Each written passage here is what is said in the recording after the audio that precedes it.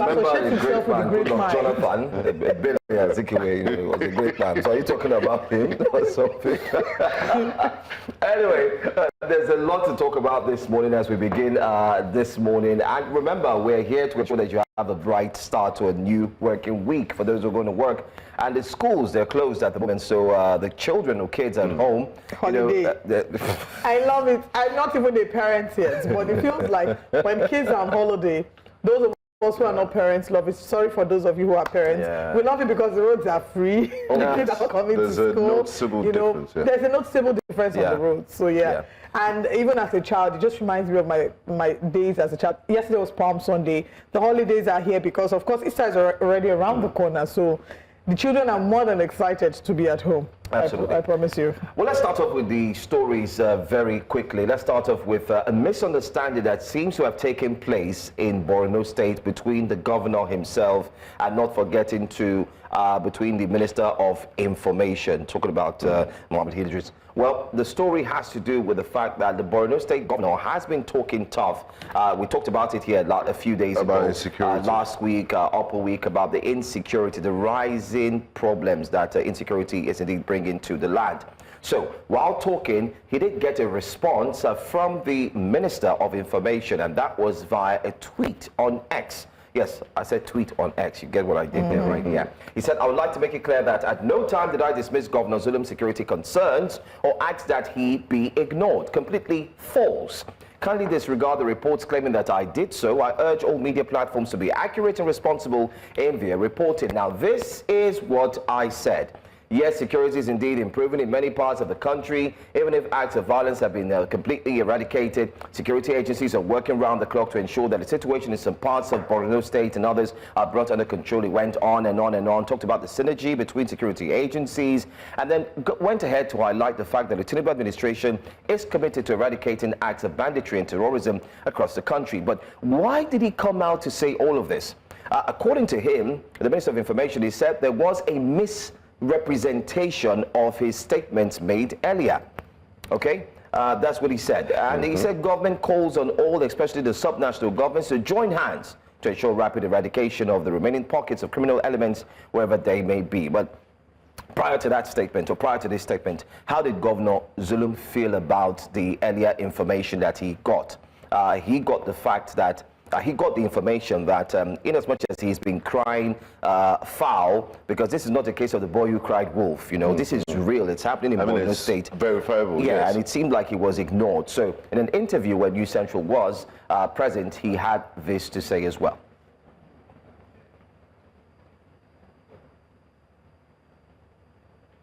All right, that video, we have a video to play. I don't know about production get that video. But before that video plays, again, just to, okay, right, I think we have the video. Let's take a listen. I don't want to join issues over the Minister of Information. I believe he's naive of what is happening in the country. He doesn't know what is ongoing in the country. Our discussions during the Security Council was not bad. We just raised an alarm that there is resurgence of Boko Haram activities in Borno State, and there is a need for Borno State government, the military as well as our military, to work together in order to abut the looming situation. I think this is a very good advice. Nothing has been said again. But most importantly, I want to assure you that we have been to Abuja. We met the service chief, especially the CDS, Chief of Army Staff, Naval Staff, as well as air staff. We receive assurances from them that they will do everything possible to control the situation. Well, I mean, you could see the passion in his voice. I mean, he's concerned about the welfare of the citizens, and there might have been some miscommunication or misinformation here or there, but the underlying factor and the most critical factor in all of this is that lives are being lost, avoidable lives are being lost as a result of insecurity. So he says, she says, it's quite unnecessary here. So I think that what is actually needed is empathy. I saw the speech of the minister where he tried to re-explain what he was trying to say, saying that he was misinterpreted, it was taken out of context. Obviously, there is a breakdown of communication here. And what we often see in situations like this is those at the local level that have to bear the brunt of insurgency oftentimes would argue that those at the federal level might not understand the depth or the intensity of what they're facing, because there is a discord. They are at the state level having to face the reality. These ones at the federal level are quote-unquote in Abuja. You know, and they don't get to see firsthand the carnage that is being caused. At the time when lives are being lost, I do not know if the immediate response is to say, oh, we are making progress now. No, you need some empathy. You need empathy. It sounds like a happy speech. Exactly. You know, we have hardware and all of that. We have made progress in how many past 2 years? You know, the federal side too, it's like a family, it's like a mother with different kids. You're not going to have a favorite. There's security situations in different parts of the federation. So you don't expect the government to pull all resources into Borno State, even though it's very important. So it's a delicate balancing act. They need attention. Attention is also needed in Zamfara State and other parts of the federation where you have pockets of violence. Well, but it's their responsibility at the end of the day. In a sense, I would say that, for example, they've been on this journey for a while. They struggled with insecurity for a while. So they need as much attention as possible, right? There are other states that have other challenges. That's completely okay. But, excuse me. However, we can't deny the fact that these are people, real people. Real people have lost their loved ones. They've lost their family members. Their family members have been killed in the middle of the night, you know, just for nothing. Yeah. So and I think that a number of our public officials and our government office holders, it will be imperative for them to have communication specialists who would help in disseminating information with empathy. And show something that doesn't look like, first of all, we are defending ourselves first.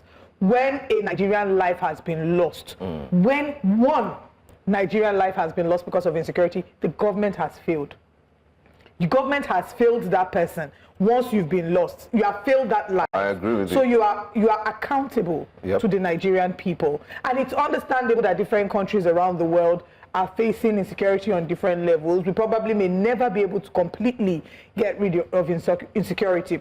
But we need to get to the point where we're not hearing numbers and feeling desensitized to it. Oh, 50 people were killed, 24 people were killed, just like that. We're just hearing numbers being thrown out. So, yes, the government may be making progress, you know, I'm sure that they will have numbers. They should have numbers to show or back that up. But I think that in the times of sensitive times like this, the most important thing is empathy whilst communicating your standpoint. I agree with you. While the minister's communication may have seemed like a subtle campaign, especially for the current administration, we hope that help would be sent the way of Borno State Governor. But let's move on to another story now. This time, it's got to do with campaigning. And if you check your calendars, ladies and gentlemen, today's date is 14th of April, 2025. Really? Wow. And I emphasize on the year, 2025. And yet, if you put on your TV, if you scroll through social media, if you drive through some roads in the Federation, you think this might be December 2026, or perhaps April. I say that because of the level of, you know, it's good to have foresight and vision and, you know, look into the future, plan ahead. But I've never seen this sort of, when did we become, as our entire lives around politics? I said that because people are intensely campaigning for 2027 elections. And I will not kid you, the media is also part of what is fueling all of these discussions. But we'll get to the media's part later. That it even got to the attention of President Tinubu in France as we speak. He said, stop campaigning for me now. Tinubu tells supporters 2027. You know, English is very important. It's always good to put that comma. Because if you say stop campaigning for me now, it might look like valid. Don't campaign for me. Valid. So it's always important to put that context. That's the press statement. Yes. The State House press statement, of course, by this SSA by Ononuga. Olive, I don't know what. I mean, it's interesting and it's important that they did this, that they disclaimed it. Yeah. But then again, this is very indicative and reflective of the state of the Nigerian people and how politics has become a tool for manipulation, not necessarily for producing the best of the crop or the best who have put themselves out to lead, because if the presidency isn't the one behind it, like they've disclaimed, is obviously political sycophants who are looking for some favor from the administration. Political and I think that hallelujah boys and girls. Real political hallelujah boys and girls. And again, the cheeky part of me wants to say, can you see that? wow, this is cute. Wow. This, can you see? This is cute. That's another place, another area there. This is support. That's another one there. There you go. Is that the 10?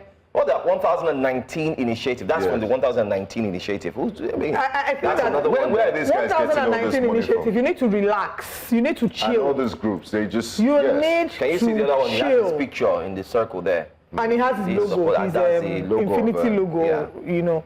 You need to chill, right? We're just halfway into the first administration, and it's really unfair to put Nigerians in a position where it's almost like we can't even account for the current administration. Not even halfway. We're almost halfway now. But Democracy Day. we are not there yet. We'll soon do democracy. Next month. That will make it 2 years. Exactly. 2 years. But Nigerians are reacting. A certain Nigerian decided to go just right under the big billboard, and he decided to share his plea. Take a look.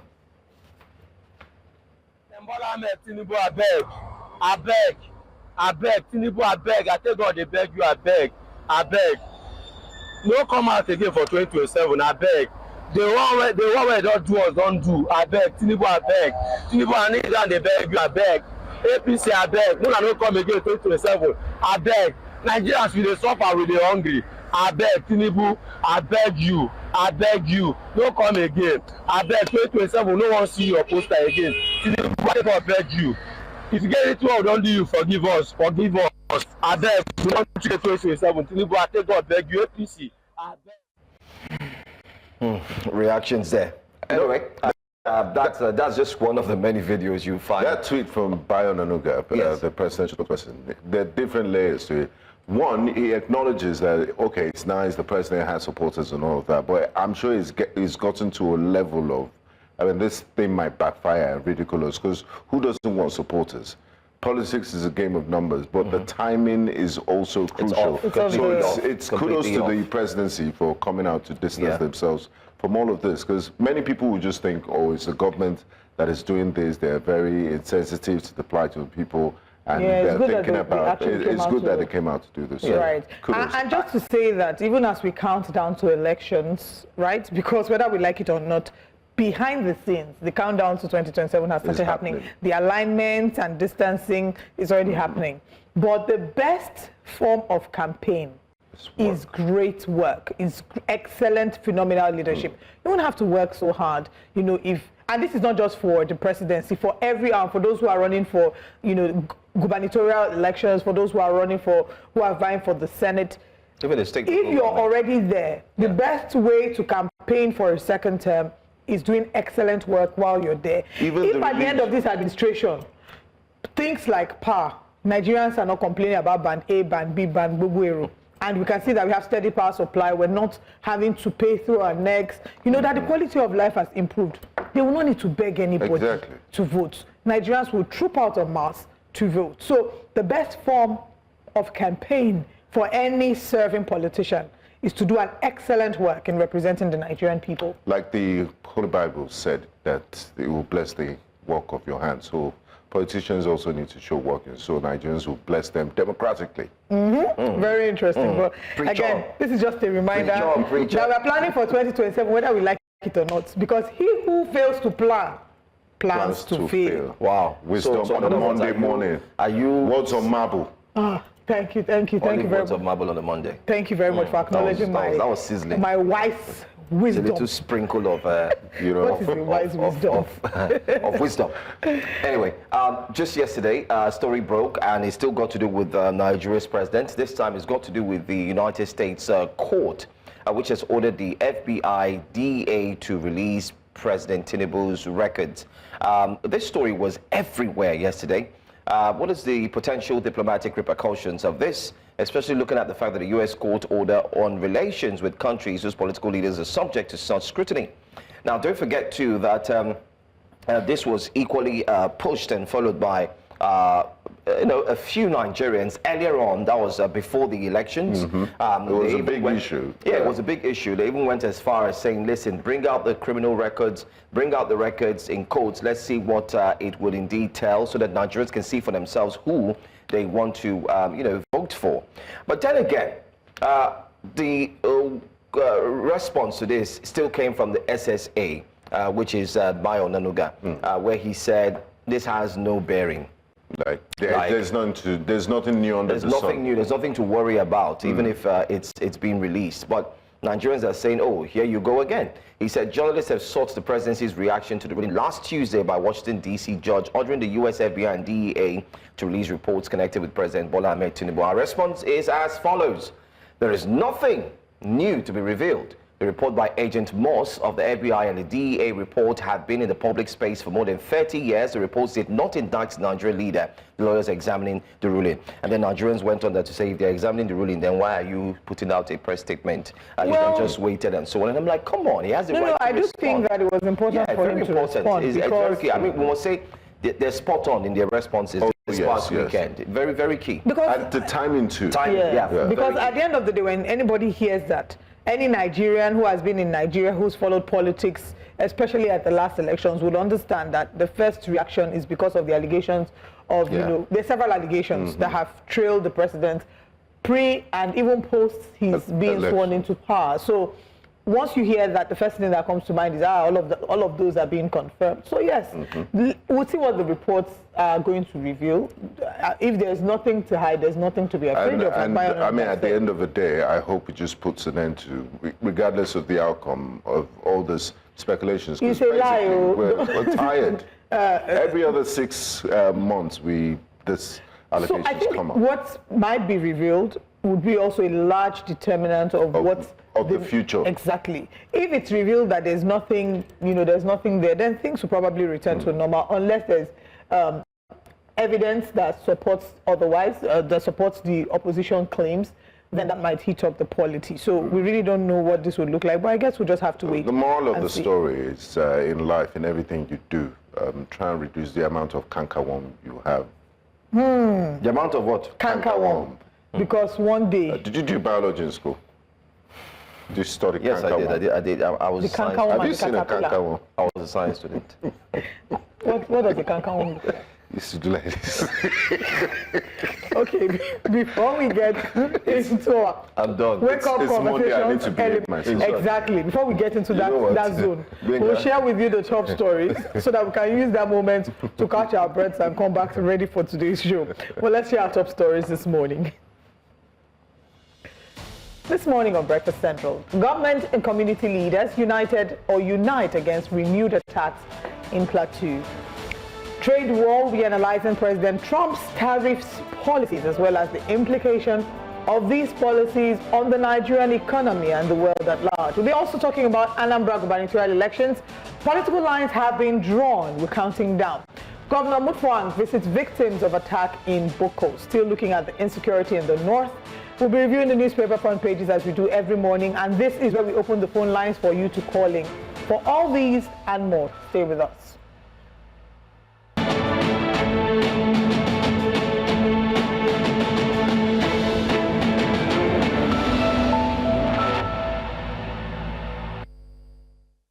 Welcome back to Breakfast Central. The governor of Plateau State, Caleb Mutfwang, has pledged government's assistance to victims of the April 2nd violent attacks in Bokkos, which he described as senseless killings and a genocide. The governor was speaking during his visit to commiserate with the victims, as well as carry out an on-the-spot assessment of the tragic incident. News Central's Chizoba Nyonwe was on the governor's entourage and now completes this report. This is Hurti, one of the affected communities in Bokkos local government area, where many lives were lost and left unquantified property destroyed. Governor Caleb Mutfwang is here to feel their pain and reassure them of his commitment to making their lives better, especially in the areas of road construction and telecommunications networks, which are said to be the major constraints for swift security response. No matter how many security men we bring here, they can only help us. We ourselves must rise to the occasion and do the needful. Government will stand with you. We have seen the terrain. We're going to go back and discuss how to improve the road network in this location. We're also going to see how to improve the telecommunication presence in this location and make sure that by the grace of God, we make life better for you and so that you can continue to thrive. Despite their present predicament, Governor Mutfwang challenged them to be undaunted. This attack is to keep you in poverty. This attack is to enslave your minds, to become slaves in your own land. I want to urge the youth of this village to rise up to the occasion.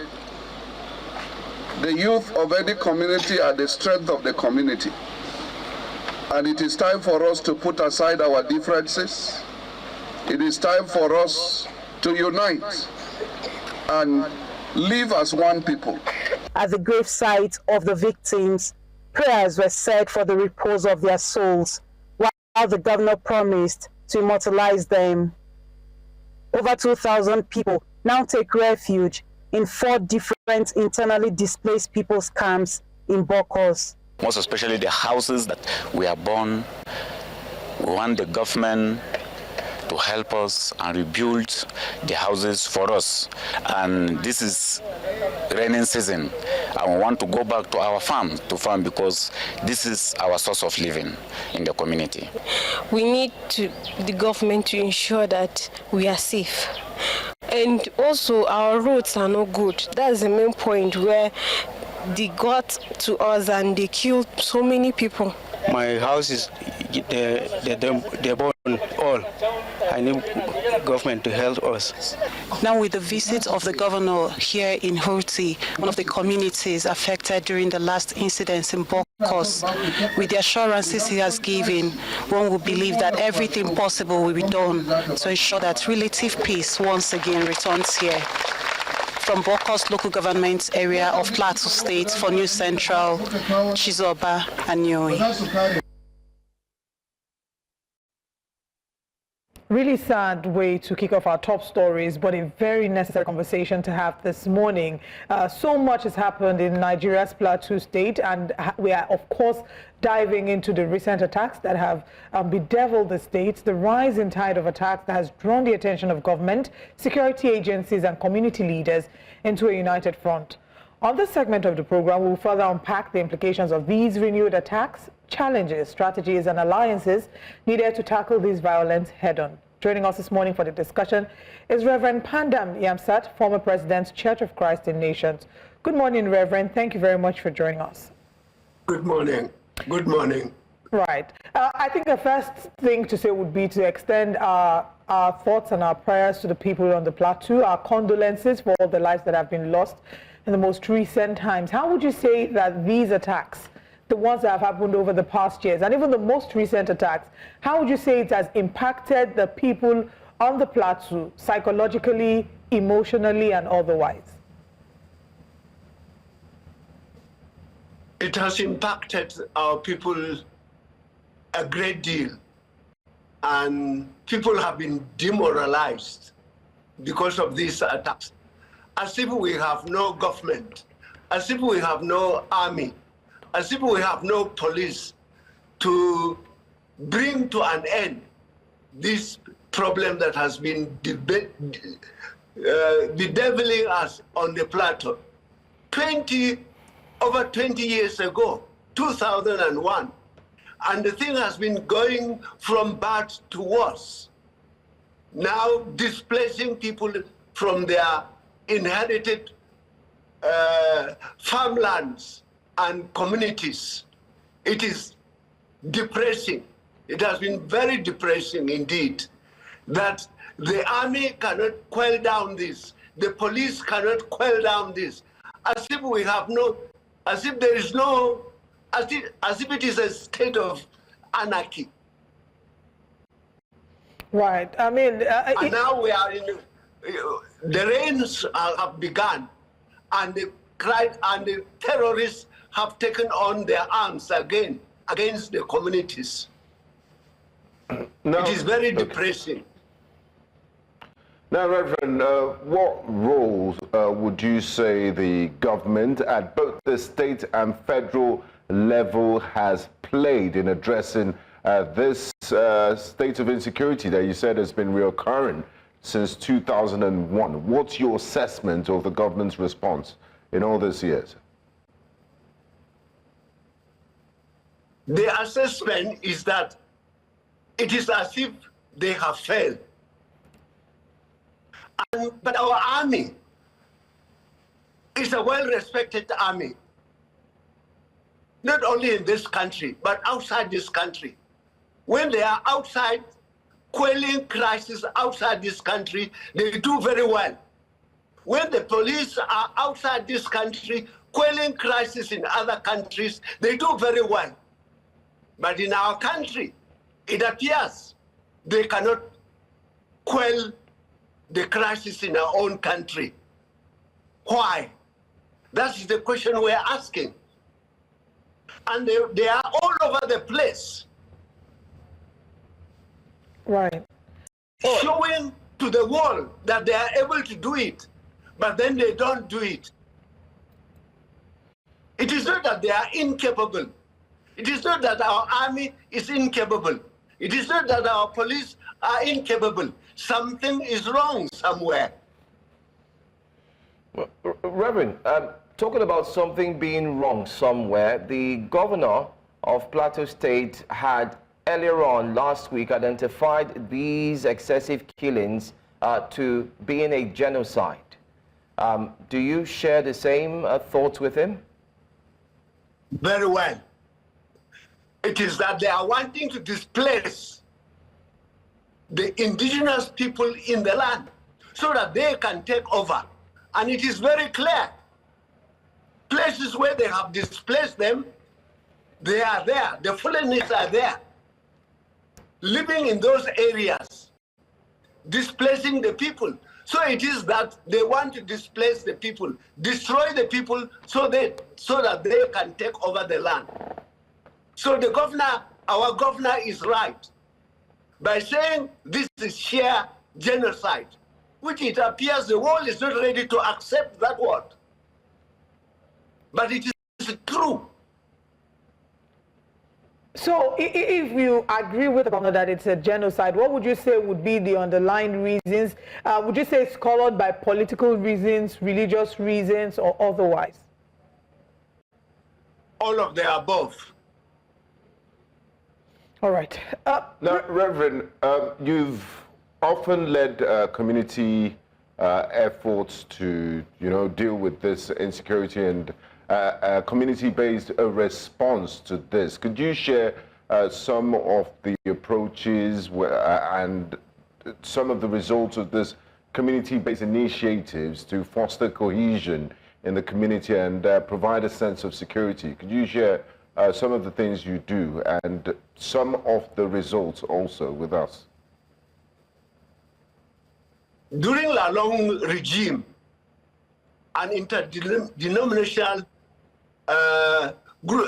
council was formed, and we did a very good work in trying to reconcile, in trying to draw the religious communities together to see that what is being done is not in the interest of any religious body. And we did very well in making agreement in Bassa local government so that the communities can stay together irrespective of their religions. And it worked.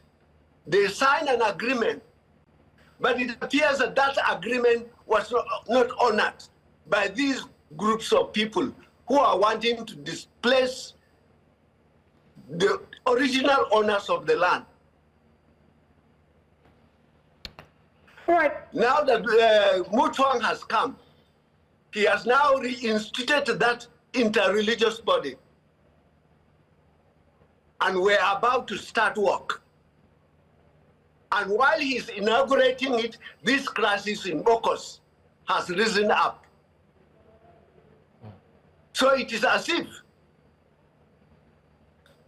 some people somewhere are not interested in what the government on the plateau is trying to do in order to quell down the crisis. All right, Reverend, from what you... We are glad that the president has risen up and committed himself to helping Governor Mutfwang in trying to see that the crisis in Bokkos comes to an end. But it looks as if... That's exactly what we're looking for, a situation where we can all finally see that the crisis in Bokkos comes to an end. As a leader, excuse me, as a leader, a person of faith, oftentimes you have to be the one to console members of your congregation, members of your faith, or individuals who unfortunately have lost loved ones during these attacks. Can you maybe share one or two instances, or maybe personal stories that you may have regarding these attacks? Because sometimes these things all sound like news headlines to a number of people, such that there's a disconnect. They're not able to connect to some of the personal stories. We've done a report, but we want to hear from you, from your lens. Have you had any close-up encounters with people who have been affected by these attacks? Oh, we live daily with them, those who have been attacked. We live daily with them. I've gone to several of these communities to talk to them, to tell them about the Christian perspective of peace, and that it is mandatory on the Christians to live together irrespective of who belongs to which religion. And our teachings is very clear, and we tell our people very clearly that this country belongs to all of us, whether we are indigenous or we are not indigenous, because the Constitution allows everybody to settle wherever he feels comfortable. And Plateau has welcomed people from every part of this country, and we live together. But it appears that some people do not want it that way. But we're trying our best. Right now, we have asked, as a co-chairman of the Interreligious Council, now inaugurated by Governor Mutfwang, I've asked the JNI to discuss with his own people, the members that are Muslims, discuss with them what is the way forward as far as Islam is concerned. And I've asked the Khan chairman on the other side to sit with the members of the council to discuss what is the way forward. We cannot continue with this kind of terrorism displacing our people. So we are meeting in the next 1 or 2 weeks to hear from both sides what they think as Muslims is the way forward, what they think as Christians is the way forward, so that we put an end to this menace disrupting our people. Now, Reverend, militarily speaking, looking at the security aspect of it, the hardware, and looking at the security architecture in the Plateau, do you think the government has adequate resources militarily to deal with these belligerents that are hell-bent on causing chaos before looking at the kinetic approach to the problem? Do they have the resources to deal with them militarily and security-wise? If they have the resources to quell down crisis outside this country, if Nigerian military have the resources to quell down crisis outside this country, there is no reason why they will not have the resources to quell down crisis within the country. Nigeria is a very rich country. Nigeria has the resources. So for the army to say they don't have the resources, the generality of the people cannot believe that. For the police to say they don't have the resources, the Nigerian community cannot believe that, because Nigeria is a very rich country. Nigeria has quality military people who can do, police who can do. So I think it is political will and will of the people who are in the army, some individuals who control, seem not to be doing what they are supposed to do. It's not that they don't have the resources. Nigeria can go anywhere in the world to buy the resources because we have the money. And we have the people who know what to do. Capable military people who can quell this problem. Capable police who can quell this problem. Intelligent. Nigeria is full of intelligent people. All right, Reverend. So it is not a matter of resources. It's a matter of willpower. Okay, Reverend, just to get a holistic view of this as we getting set to wrap up this conversation, can you share with us what you think could be the major reason why Bokkos is most hit now? Many have said it's as a result of Bokkos having natural resources.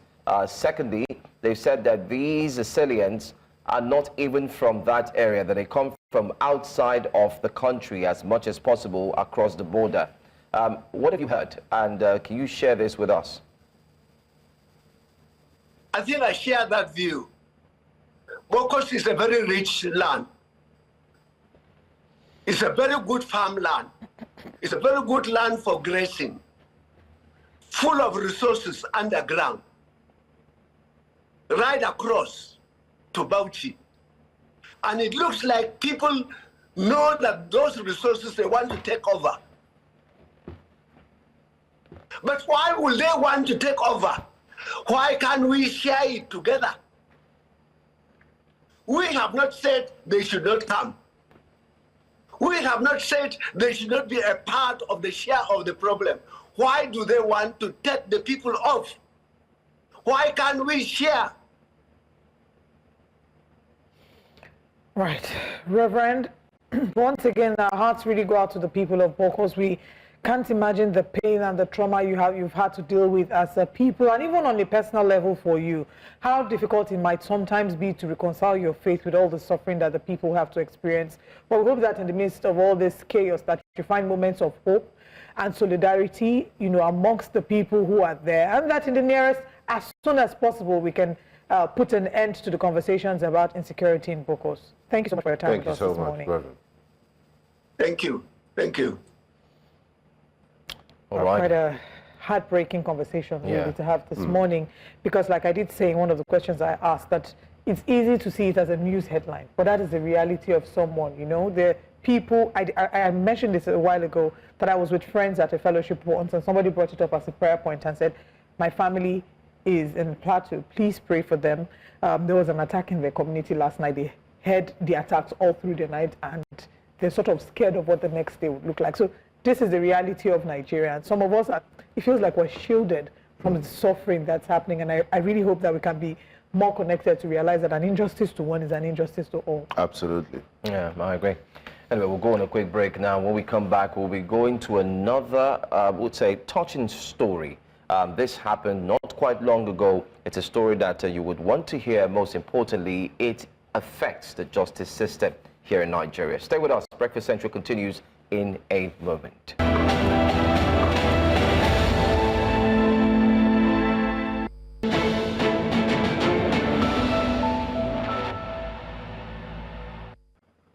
Welcome back to Breakfast Central. Our next conversation this morning is one that has rippled effects one way or the other across the various continents, which Africa and Nigeria is not left out. By implications, we look further into U.S. President Donald Trump's tariff policies and its profound impact on Nigeria's economy.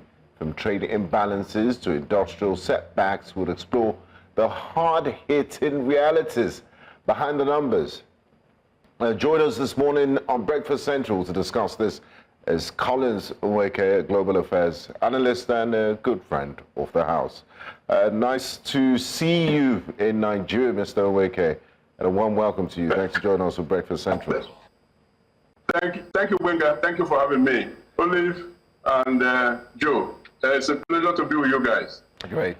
Now, Mr. Collins Nweke, we live in a global village. The entire world is interconnected. And but why is it that this U.S. tariffs on countries around the world is such a big deal? It seems if the U.S. sneezes, the entire world economy catches a cold, and Nigeria is not left out of this.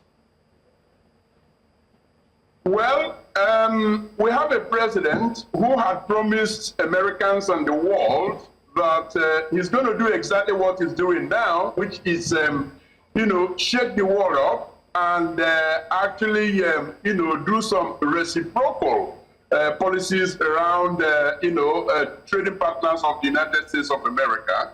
That was what he said he was going to do, and that is exactly what he's doing now. But of course, that is not the main issue. The main issue is, the sort of effect, the sort of impact that is having, on the global economy, and the question of, if it could have been done differently. I mean, it's not like those before him didn't work on tariff matters and, trying to be fair and just in their tariff, strategies and policies. But here we are.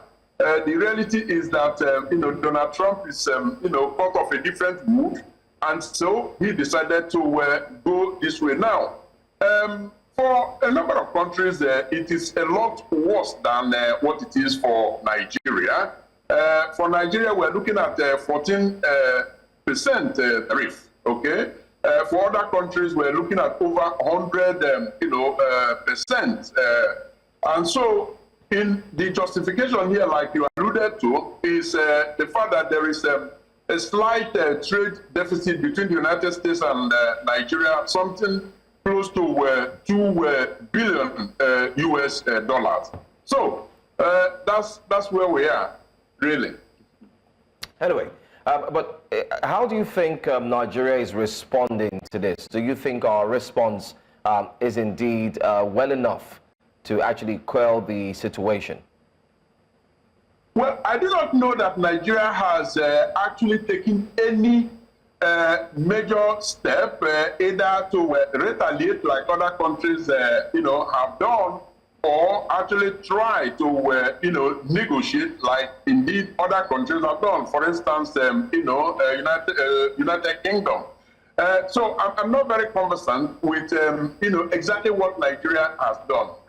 But you see, I think it's also important to look at the other side of the coin, because this is not all, negative. I mean, in terms of its impact on Nigeria, because it also offers a number of opportunities for things to be done differently. Take, for instance, the issues around the diversification of the economy, de-emphasizing oil export, developing the green economy and renewables and all of that, and then also inter-Africa trade. So it could very well be that Nigeria has decided to focus on some of the positives, some of the unintended positive impact of this tariff hike, as opposed to, retaliation or other means. But the least that one would expect that Nigeria would do is find a way to at least attempt to,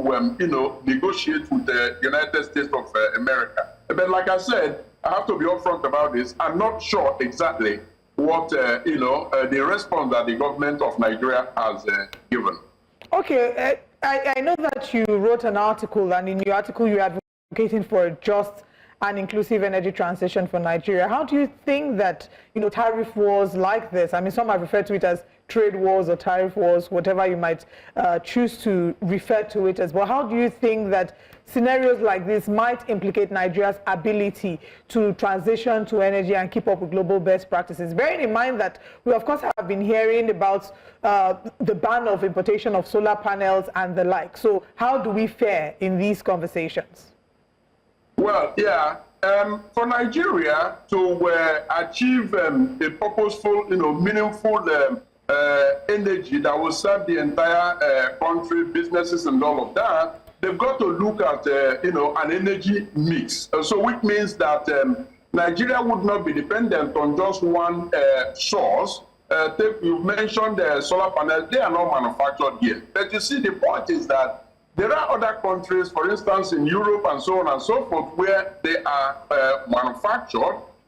Now, one of the things that Nigeria would begin to consider is, take, for instance, offering the opportunities for, solar panels to be manufactured, in a place like Nigeria and then shipped to other places, because manufactured and shipped from Europe, for instance, will meet a very, very serious, tariff, which is not viable for business.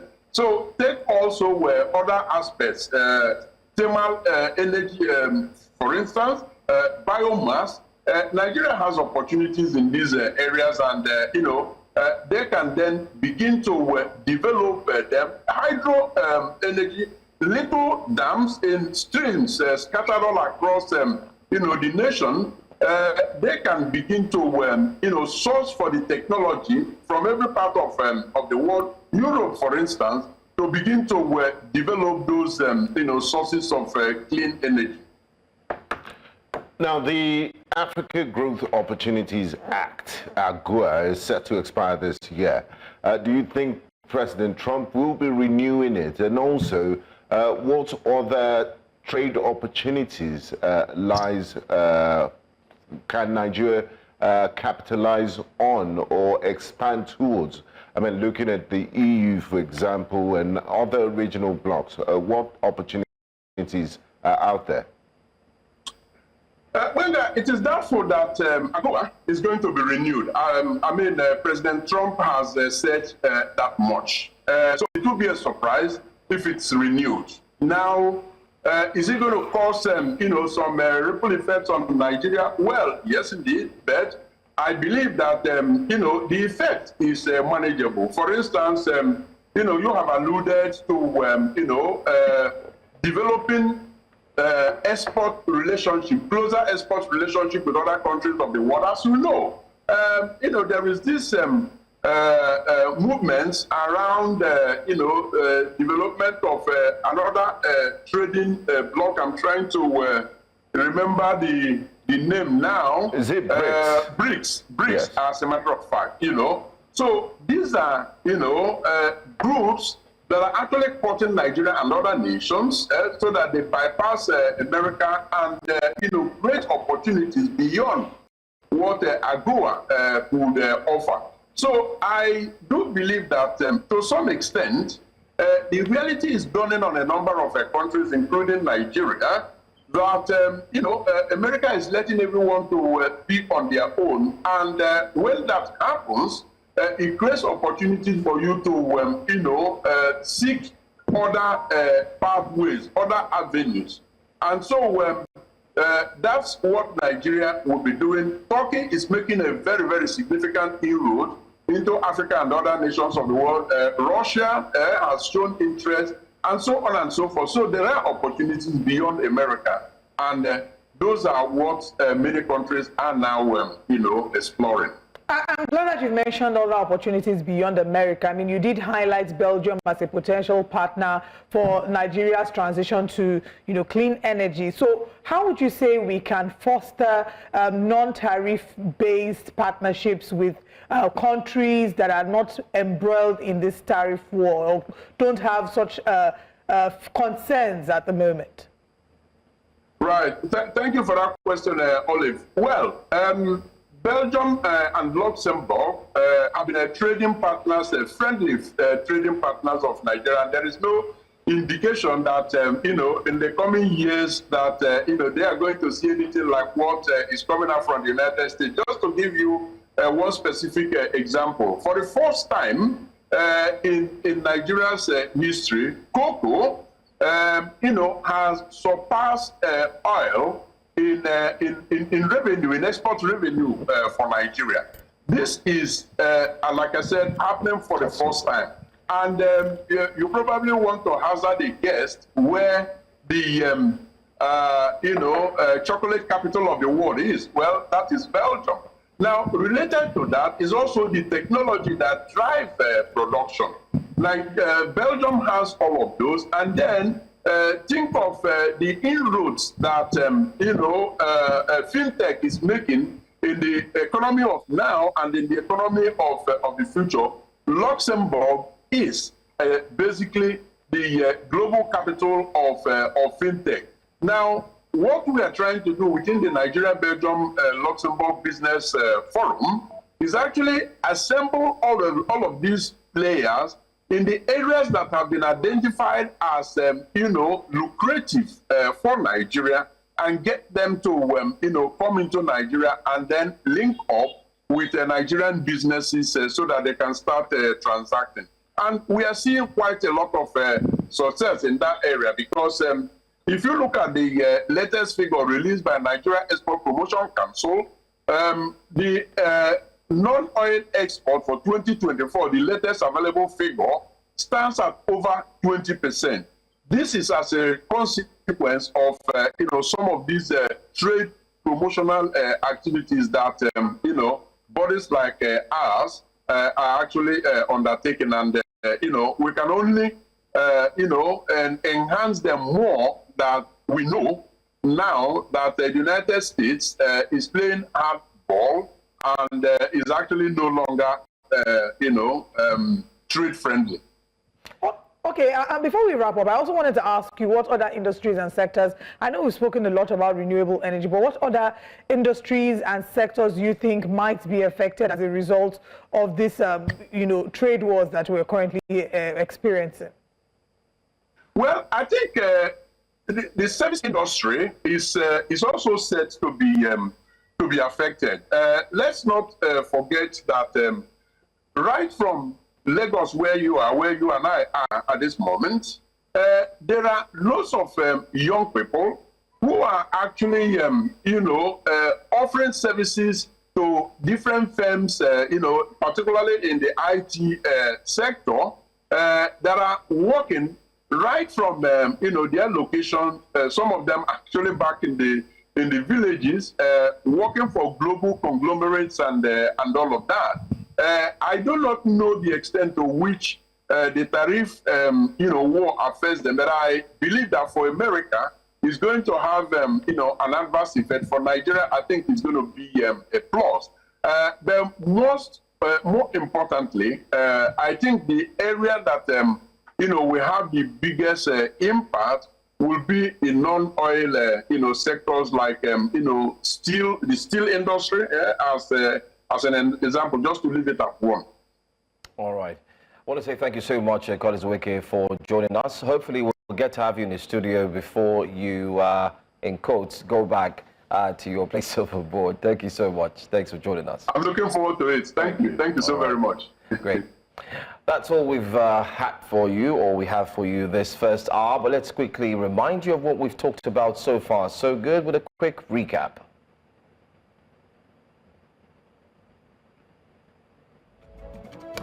Recap of the stories this morning. Government community leaders unite against renewed attacks in Plateau State. We had Reverend Pandam Yamsa join us. Trade war, that's what we just talked about. Now, looking at President Trump's tariff policies. And also, Governor Mutfwang visits victims of attack in Bokkos.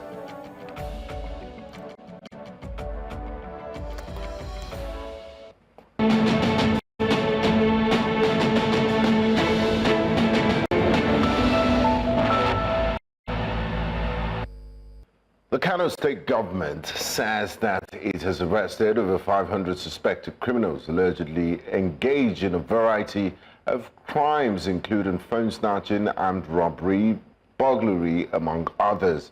This was senior officials of the state government, representatives of its Peace and Security Committee, and the State Police Commissioner met with traditional leaders in the state, warning them against being complicit in promoting insecurity. News Central's Emmanuel Bagudu tells us more. The Kano State Security Committee, also known as the State Task Force for Peace and Youth Rehabilitation, during its recent inauguration by the State Governor Abba Kabir Yusuf. The mandate of the task force is to rid the state of violent crimes such as drug abuse, phone snatching, armed robbery, and others. As the committee converts in the state capital with stakeholders to give an update on its operations since its inauguration, representatives of the committee say that over 500 suspected criminals have been arrested within the last 60 days. They called for more support from traditional rulers in the state. The state government, while raising an alarm over the activities of saboteurs within the state responsible for frustrating the efforts of security operatives and serving as informants to criminal elements, warned that the activities will no longer be tolerated. Hukumomin tsaro musamman na 'yan sanda kullum kiran su kenan. Tsaro ba su ne da damarar su tsaro ba.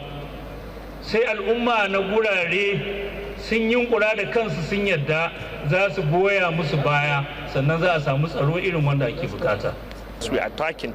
As from the yesterday night, we have arrested more than 500 people, suspected criminals. Some of them are murderers, some are drug dealers, and some of them are phone snatchers. And we are doing it wonderfully. And in this committee, I forget to mention even the judiciary who provide the mobile court. So we are doing everything within the confinement and the framework of the legal system. If we have drug cases, then we refer it after arrest to the NDLE. If we have a treasury or robbery, then we refer it to the either police. If we have something to investigate, then we lie with the police department of SIV and the DSS. The State Police Commissioner Ibrahim Bakuri says that he is aware of the efforts of the committee and expressed optimism that its proposed partnership with traditional rulers will improve its operations. Of at the grassroots, at the one living with the community, the grassroots community, that the basis of community-based policing, and that the vision and mission of Inspector General of Police. Citizens of Kano State will be hoping that this partnership with traditional rulers will help the committee achieve its mandate more effectively. In Kano for News Central, Emmanuel Bagudu. Very interesting conversation there. Well, don't forget too that it's not just in Kano State that you have phone snatchers. It's indeed a global situation. Even in the UK, it's a very, very tough one for them to curb. But away from the north, let's move now to the southeast, where we turn our focus to Anambra State, where the All Progressives Grand Alliance, APGA, finds itself under mounting pressure out of the governorship elections. Once a dominant force in the state, APGA now faces a storm of challenges that could redefine its political future. Just last week, we spoke to the governorship candidate of the Labour Party, who claims the people of the state had lost hope in the government of the day. But today, we will get reactions to this comment from the party in power in the state. Joining us for this discussion is Mazi Ejimofo Okpara, National Publicity Secretary, All Progressives Grand Alliance, APGA. Thank you so much for joining us. Your face cap says solution is here. How true is it that there is solution in Anambra State, especially going by our conversation with the Labour Party governorship candidate who joined us last week, saying that it's high time APGA, leaves the scene? Okay, good morning. I don't know if you can hear me loud and clear, because I can hear you very well. Absolutely. Morning. Absolutely. Okay, thanks for having me. Well, like you rightly said, you can see solution is here. And this is beyond a mantra. It is a statement of fact. It's a statement that is derived from the reactions and the feelers that we get from the streets of Anambra State, from every town, village, community in Anambra State. And it's exactly what it is. Back to your question.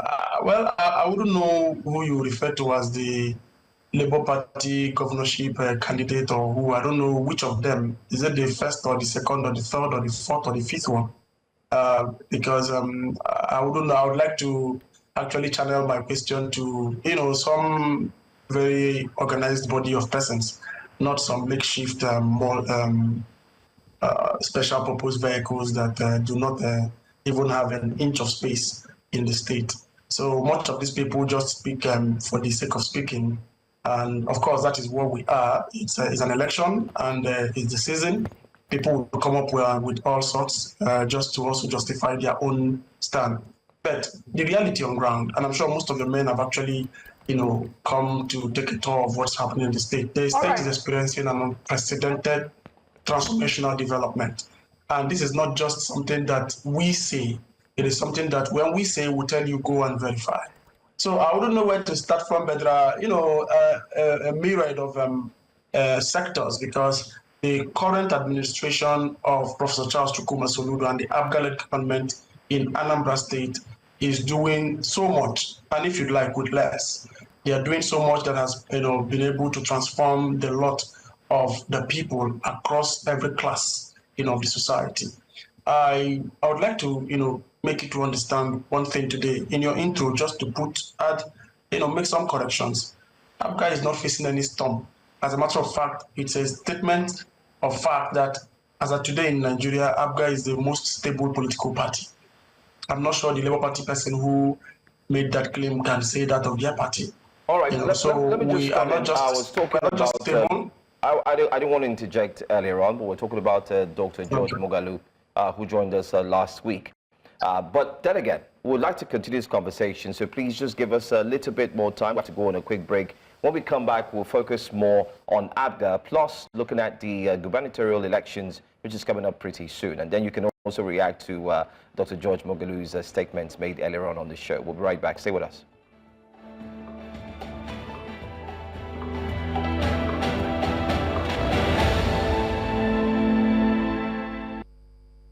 Welcome back to Breakfast Central. We're still speaking with Mazi Ejimofo Okpara, the National Publicity Secretary for the All Progressives Grand Alliance, ABGA. Welcome back, Mazi. Before we went on the break, you were asking which of the Labour Party gubernatorial candidates we're speaking about. And we did clarify with you that we're talking about Dr. George Moghalu, who joined us last week. And he did speak, talk about the strength of their party in preparation to the Anambra gubernatorial election. So can you please respond, because you said you needed to know who we're speaking about in particular to give your answer. Okay, well, if you say he's the Labour Party gubernatorial candidate, congratulations to him. But the much I know, there are about 3 or 4 who are, laying claim to such a position. But that's an aside. And just to put it in context, Anambra is on a pedestal of, progressive growth. And like I would say, many other media, that what makes this particular epoch in Anambra State very unique is that the governor, Professor Charles Chukwuma Soludo, is routing in on the state some developments that redefine has never before seen. This is a state that, upon the assumption of office of this government, much of the part of the southern part of the state were under siege by non-state actors, criminal elements, who threatened the peace and security of that state, of the region, of that part of the state, and maybe a part of the north of Baru. But in less than 3 years, these criminal elements have been routed out, and the state has established a novel approach to fighting criminality. Having established the Anambra State Homeland Security Law, which gave birth to a security outfit known as Agunne Chamber, a community policing structure that works effectively hand in hand with the formal policing structures, to fight crime and nip it at the bud. Within Anambra, in the last 2 months, the statistics are very rife, and they have actually proven that Anambra is the safest state in Nigeria today. Knowing that no one gunshot has been at Anambra in the last 2 months, this is quite unprecedented. Then we go to maybe the infrastructural spectrum of what is happening in Anambra State. Today in Anambra, we came and we met a road crisis. And when we met this road crisis, we didn't bother to begin to complain or begin to make excuses. Mr. Governor faced it head on. And I can tell you that in less than 3 years of this government, over 754 kilometers of road have been awarded, and about 462 of these 754 have been fully completed, asphalted, at a speed that you can liken for, 10 kilometers, averagely every month. And this is exactly, what you see from a government that came prepared. And let me tell you, these roads come in a quality that most persons have actually, most of them have actually said is among, something that is unprecedented.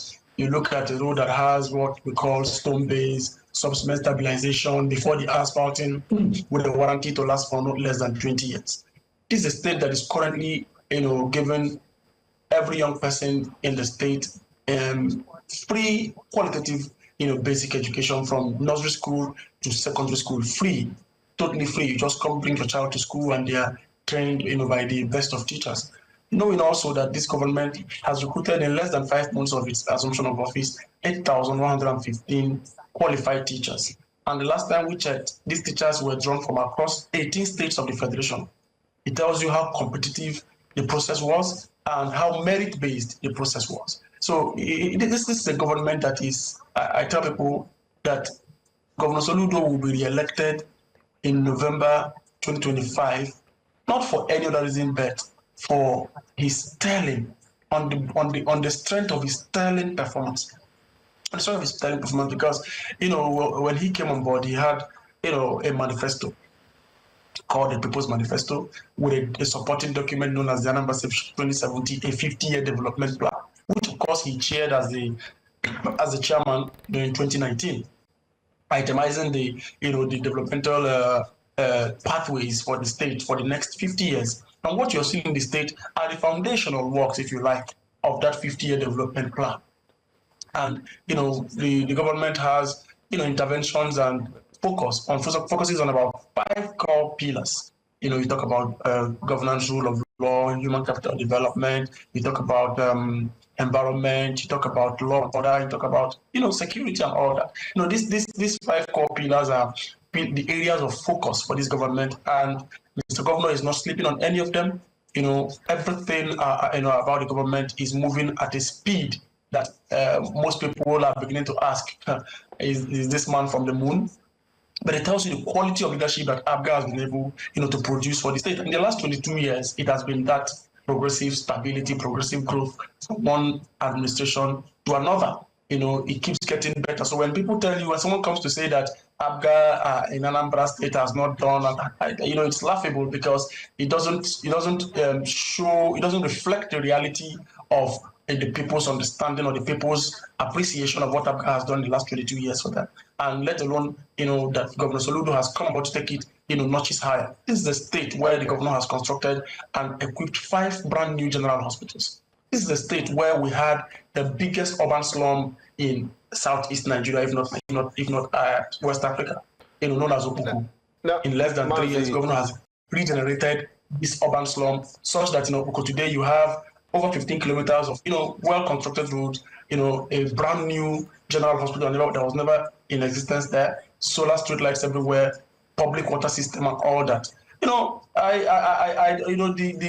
achievements of Governor Soludo in 3 years is such that as you're saying one, another is trying to jump out of your head and out of your mouth. So you would necessarily be very, very coordinated and very, painstaking for you to reel them out. Thank you, Mazi. I would like to come in here, and I believe the campaigns haven't started. You reeled out quite a lot of laudable initiatives that Governor Soludo has done in Anambra State, but I believe elections are a referendum for the people to decide, and in November, Anambrarians will decide if they will give him a pass mark so as to continue another 4-year mandate or not. Currently speaking, I want to ask you if ABGA still, traditionally ABGA has always had a stronghold in Anambra State. The numbers can tell, we can tell from the history. But do you still enjoy that stronghold? Is ABGA still a stronghold in Anambra State, given that 2 of the 3 senators representing Anambra State in the National Assembly, in the Senate, are from the Labour Party, and you just dismissed the claim of Dr. Mogalu as if the Labour Party is not a significant threat to ABGA in the upcoming elections. If, as you claim, ABGA is still a stronghold in Anambra State, then why do you lack representation in the National Assembly if you're so popular with the people? Well, first of all, let me state it very categorically and without mincing words that in Anambra State, ABGA is a religion. It's a religion that the people hold so tenaciously. There's this sentimental attachment the people of Anambra have with ABGA. And, to also dispel your assertion that ABGA lacks representation at the National Assembly, that is not true. In the Senate, today we have about 5 to... No. Yeah, we have about 5, Federal House of Reps members, in the National Assembly, current 10th Assembly. We also have a senator from Abia South, Sultan Baribe, who is also a senator on the platform of APGA. You see, I tell people that APGA is that phoenix that once it burns, it recreates itself. And in Anambra, the Anambra electorate is a very sophisticated electorate when it comes to making decisions. They are very objective about it. They don't make the people of Anambra are not attached to APGA because it's for subjective reasons alone. No, their decision or their decision to remain with APGA is born out of objective and verifiable reasons.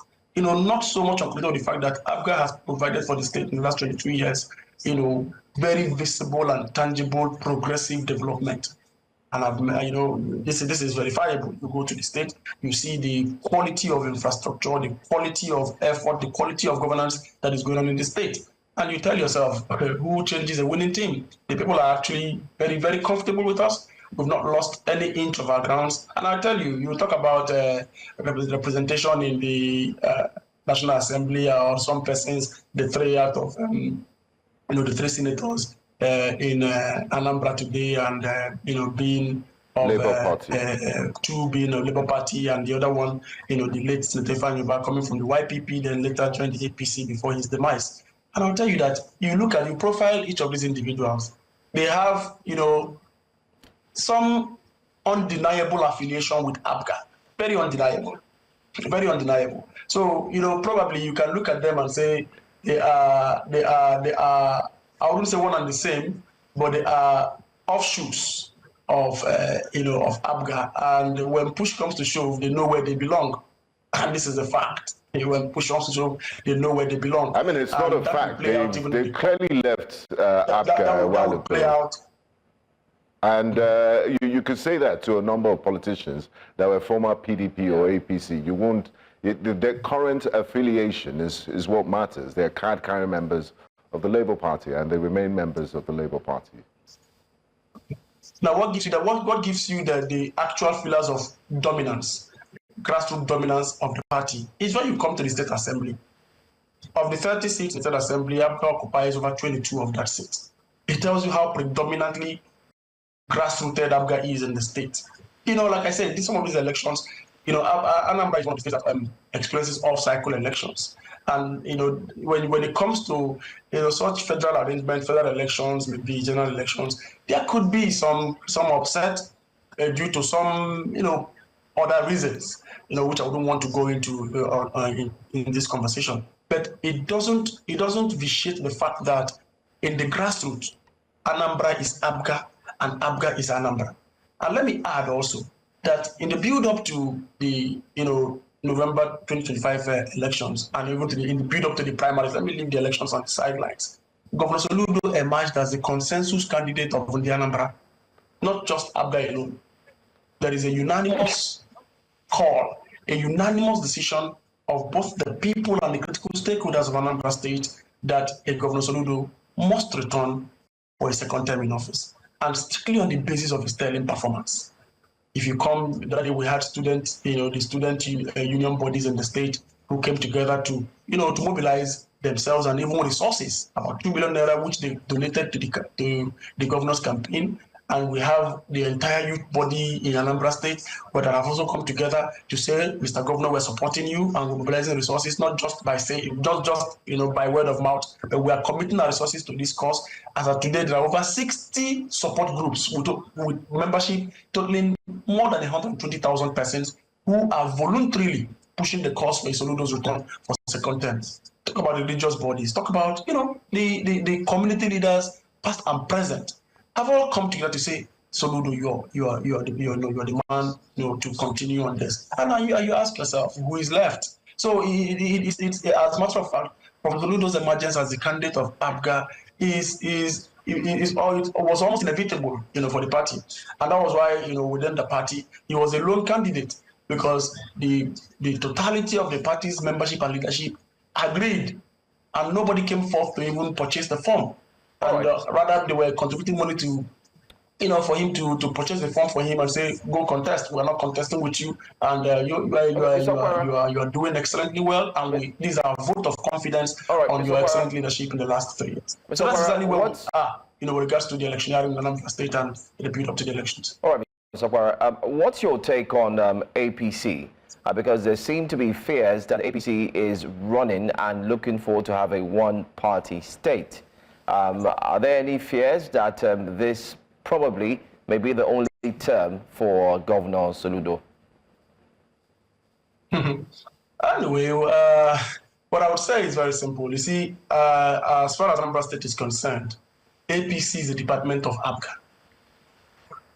And I can take up this debate with anybody, any of their critical stakeholders, anyone who cares to take up the debate. They will come and the facts will speak for themselves. So I just want to keep it at that. That APC has no inch of control in Anambra.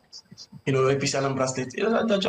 They're just a department of ABGA, and at the end of the day, the progressives will work together. And the much I can tell you is that they are working for the emergence of Professor Suma Sulu. So there's no such thing as a one-state capture or anything. It is the people's vote. The people would vote, and every vote would count. And once that happens, you should rest assured that it's going to be, go ABGA's way. At the end of the day, regardless of what political party is in power, what we want is the best for the Anambra. Thank you so much, Mazi, for joining us this morning on the show. Thank you very much for having me. We're going to break now. When we come back, there are other conversations we'll be exploring this morning on Breakfast Central. Stay with us.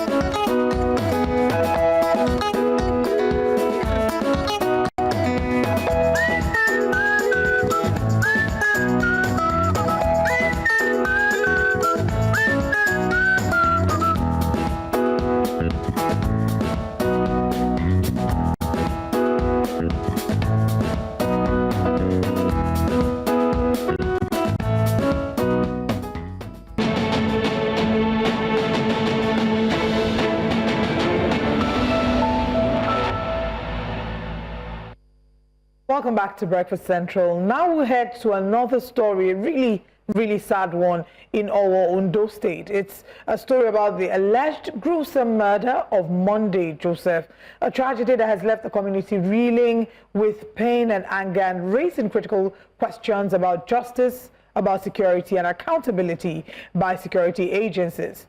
Monday Joseph's murder is not just another statistic. It's a chilling reminder of the fragility of life and the urgent need for systemic change. Well, let's tell you what we know. Monday Joseph was set to be out on the 30th of March to felicitate, I beg your pardon, with his fiancée during the Muslim celebration. That was all well and good until 5 p.m. when a man named Officer Lati and others entered the venue to abduct Joseph, that's Monday Joseph, and whisked him away to the Amotekun office. He was denied bail and was not tried in court. As we speak, information has it that Monday Joseph is dead since then. Well, joining us to shed light on this development is Ibuku Fasomi, a legal practitioner. Ibuku, thank you so much for joining us here. As usual, we will try as much as possible to get the full detail of this story and what transpired. You've been following this very closely. We wouldn't mind if you help us by taking us through what really happened and breaking it down further, especially for the benefit of our viewers. Thank you very much. Good morning thank you very much for having me. Good morning, viewers at home. Good, it's so sad that it happened. As of today, we are not so sure whether Monday Joseph is dead because we are here to have the death certificate. We are here to have the official documents to that effect from Amotekun and also the Federal Medical Center award, where the corpse of Monday Joseph is allegedly deposited. But by and large, this is just one of the events that one must stand up to ensure that is not swept under the carpet. Right to life is guaranteed under the Constitution, and the life of Monday Joseph, as we speak, is not certain whether he is alive again. And the family has taken up this matter. We have equally also written to the Ondo State government. We have written to the Attorney General. We have written to the Assistant Inspector General of Police in Ondo State, 17. The Commissioner of Police is aware. All of them have all the acknowledgements with them. But we want justice. It is not in the place of anyone to unlawfully take the life of another. It's unconstitutional, and we will not sleep on it. Also, we must understand that this issue does not in any way try to paint Amotekun as an agency in a bad light. No, we just believe that in an institution where there are bad eggs, those ones must be flushed out, and the matter should be investigated. Particularly that the family must be properly compensated and adequately called to a meeting for them to talk about it. Because you can't take the life of the breadwinner. This Monday Joseph is the only son in that family and is a breadwinner. Others are sisters, and obviously they are all demanding for justice. They are crying for help, and that led to some of the letters we wrote, which I believe you have some of them with you. So the important thing is that Monday Joseph has been in their custody, and as we speak, there is no official statement whether he's dead or alive. But information of the grapevine has it that Monday Joseph is dead and has been deposited in the morgue. Right, and I'm glad that you brought that up, because I was going to ask where the assumption or the perspective of Monday Joseph being dead came from, seeing as you're saying, there's no official death certificate to prove this. But the reports that we have as well document that a certain officer, Lati, and his colleagues on the 30th of March whisked him away to the Amotekun office. Do we have video evidence? Were there people who testified to, give us this much information? Yes. The whole thing happened in a broad daylight, around 4:30. So people were there when it was apprehended. And they equally followed the officers of Amotekun to their office. On the second day, some of the family members equally visited. And they saw how he was tortured, chained, and beaten to stupor, all his body swollen and all of that. Even we heard that some part of his body were damaged or leg broken and all of that. But I believe that whichever way it is, at the point of getting the body or whatever, autopsy will show that actually probably was tortured to death or something. But the truth of the matter is that people saw it. There are video evidences, and there are people who equally saw him in the custody of Amotekun. The question of whether it was in Amotekun custody, it does not arise at all, because that is granted, it is taken. The question that is begging for answer is whether he's alive or dead, and if he's dead, they should come up with an official statement accepting their culpability in all of this. Now, has there been any official response from the Amotekun Corps or division on this issue? We are yet to get any official communication from both Amotekun, the Ondo State government, and even the Inspector General of Police. But I know that the Assistant Inspector General of Police had written to Amotekun to produce that officer. I doubt if they have complied yet. And do we know why exactly Monday Joseph was taken by Amotekun in the first place? Was any reason or explanation provided? Well, they will be in the best position to say that. But from our information, we gathered that it was like some people were given that task to take him out of the system. Well, when you say some people and this information, where did you get this information from? And let's also make it clear to our viewers that we've also, on our own part, have tried to reach out to the Amotekun Corps right there in Owo. But we seem not to have been successful. But let's go back to the question. How are you certain that some people, when you say some people, who are these people? Well, I must tell you that Monday also have friends and also family members. The set of issues happening or has been going through some issues lately for those who are conversant with Owo. So the issue of courtism and all of that are in, but there is an allegation against him which of course I'm now aware of because one of the friends have told us, particularly some of the people who knew the officers of Amotekun that did this job. And he said that, well, it's not unconnected with the ongoing crisis in our war, and that probably they have marked him to take him out of the system. So, and those persons are available to actually come on TV to talk. We'll be glad to have them actually. Here, we're ready to come on TV, but I guess maybe today is not the day. We can always come back. The family members are alive, the friends are alive. A lot of people are there to testify. All right, we'll be glad to have them, speak to us. But again, just to push back a little, and just to also mention that regardless of what it is, what the allegations may have been, there is no reason why an individual should be taken, tortured, and not given their day in court. But just to push back a little on the allegations by his family and friends that there was a planned and calculated attack to take him out, were they inferring that he's been linked to the disturbances that have happened in Owo?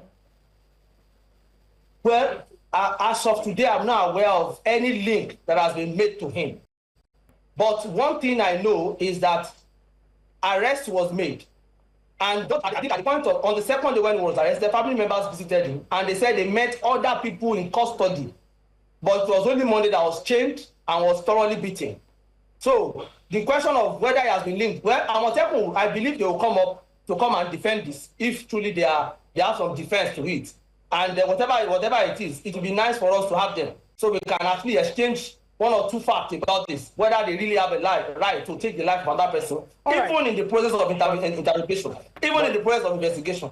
Nigerian police, as powerful as it does not even have such power, talk less about Amotekun. So we must try to appraise the issues within the context of the law and the Constitution. All right. So as we speak now, we seem to be in a limbo as to whether Monday Joseph is alive or dead. Let's get that clear, right? Yes, officially. Officially. Okay. No, the sisters have visited the mosques. The sisters have visited all the mosques, and they were told that a middle-aged man was deposited in the by Amotekun officers. And also, some of the friends who are close to those Amotekun officers are equally confirmed from those people that, yes, Monday Joseph has been killed, is dead. So, but the question is, those are speculative. I'm a lawyer. I should rely on documents, just like I have it here. So we are still waiting for official communication on the issue of whether Monday Joseph is alive or dead. And also, we are calling for investigation, thorough investigation. We are calling on the IGP, we are calling on the governor to look into this matter and wait before the international community will come into it. All right. Also speak to us about, the impact of Amotekun and their security strategy. How would you say they've operated so far? And would you say they've often operated within the ambit of the law? Well, I must start by saying that Amotekun is a child of necessity. And by virtue of how it came about, Ondo State was besieged by a lot of insecurity when they came in. We cannot but acknowledge and commend Amotekun so far because they have been doing some yeoman's job in terms of combing the bushes and ensuring that those terrorists and all of those people who go through the bushes and the farmer hiders clashes have been drastically reduced. But what I'm saying is that in an agency, there will be some bad heads. This situation that we have at times is just indicative of some bad heads in the system who have taken laws into their own hands, who have not even allowed the laws of Amotekun to guide them. Amotekun has a law, and the law, these are the laws. Amotekun has a law, but obviously the person who did this is untrained, uncultured, and does not even know the tenets of what brought Amotekun to life. And I must tell you sincerely that without prejudice to the leadership of Amotekun, I have my respect for them. I have they've always been there. But the point is, this particular one, the Monday Joseph that is dead we are talking about, I've known him. He was my client when he was alive. So I know his capacity. But the question of a person now taking laws into his own hands, killing Joseph because of some unnecessary acrimony or discrepancies is uncalled for. It's unconstitutional. We cannot allow this to slide. And I must tell you sincerely that the issue of the death of Monday Joseph will naturally bring to light some of the amalgams of the excesses of officers in uniform. And I must tell you this one will be an example, because before we go to court, we are still going to ensure that some of these issues are tracked and we bring it to fall before we now make the next step. But as we stand and speak, Amotekun is doing their job. The good ones are fantastic, they are doing let me give it to their commandant, he's doing a very good job. And I must sincerely tell you that people have engaged him and sincerely he condemned it. But the point is, we are waiting for official communication. So, I must say, Amotekun is a child of necessity, is helping us in the forest, and that is what they are created to do, to go into the forest and comb the bushes and ensure that farmer-elder clashes are reduced to the barest minimum, if not totally. And also to go into those remote locations and villages where vehicles and motorcycles cannot even access. But the point of coming to town to turn themselves to a terror or tormentor must not be allowed. I believe the Constitution must reign supreme. This officer must answer this and be investigated. Has there been any response from the state government, be it the Commissioner for Information and so on? Have you also been able to reach out to them? The state government received our notice on the 4th of April. Today is 15th. I mean, today is... yeah, today is 14th. It's so, and we are yet to get any official communication from the state governor. We are yet to get from the secretary to the government of Ondo State. We are even yet to get from the Attorney General. All of these people have been put on notice on this issue, and we asked specifically for investigation, the commissioner of the officer, and also to ensure prosecution of all those who are culpable. Today, we are yet to get any official communication. So we are calling on the IGP to look into this matter for us. All right. Now, Mr. Fasami, just before we begin to wrap up on this conversation, what will be the next step for you as today is the beginning of a new week? Well, as we speak, the Assistant Inspector General of Police, AIG 017, is seized of the matter.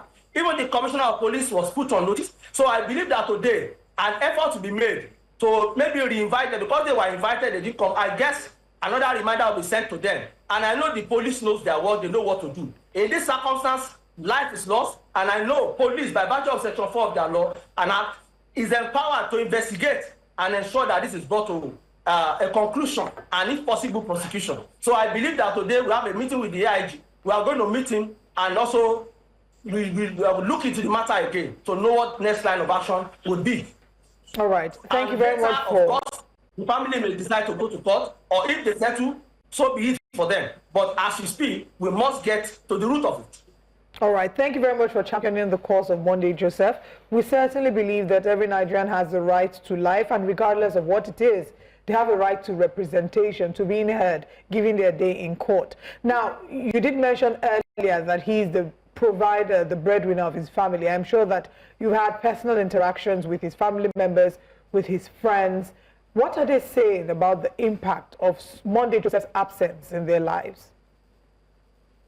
The family has been wailing since that thing happened. As I speak with you, I do not have the benefit of this opportunity to call one of the sisters. They have been wailing. Some of them are around as I speak with you, because we have a meeting with the AIG this morning. So they have been wailing, they have been crying uncontrollably.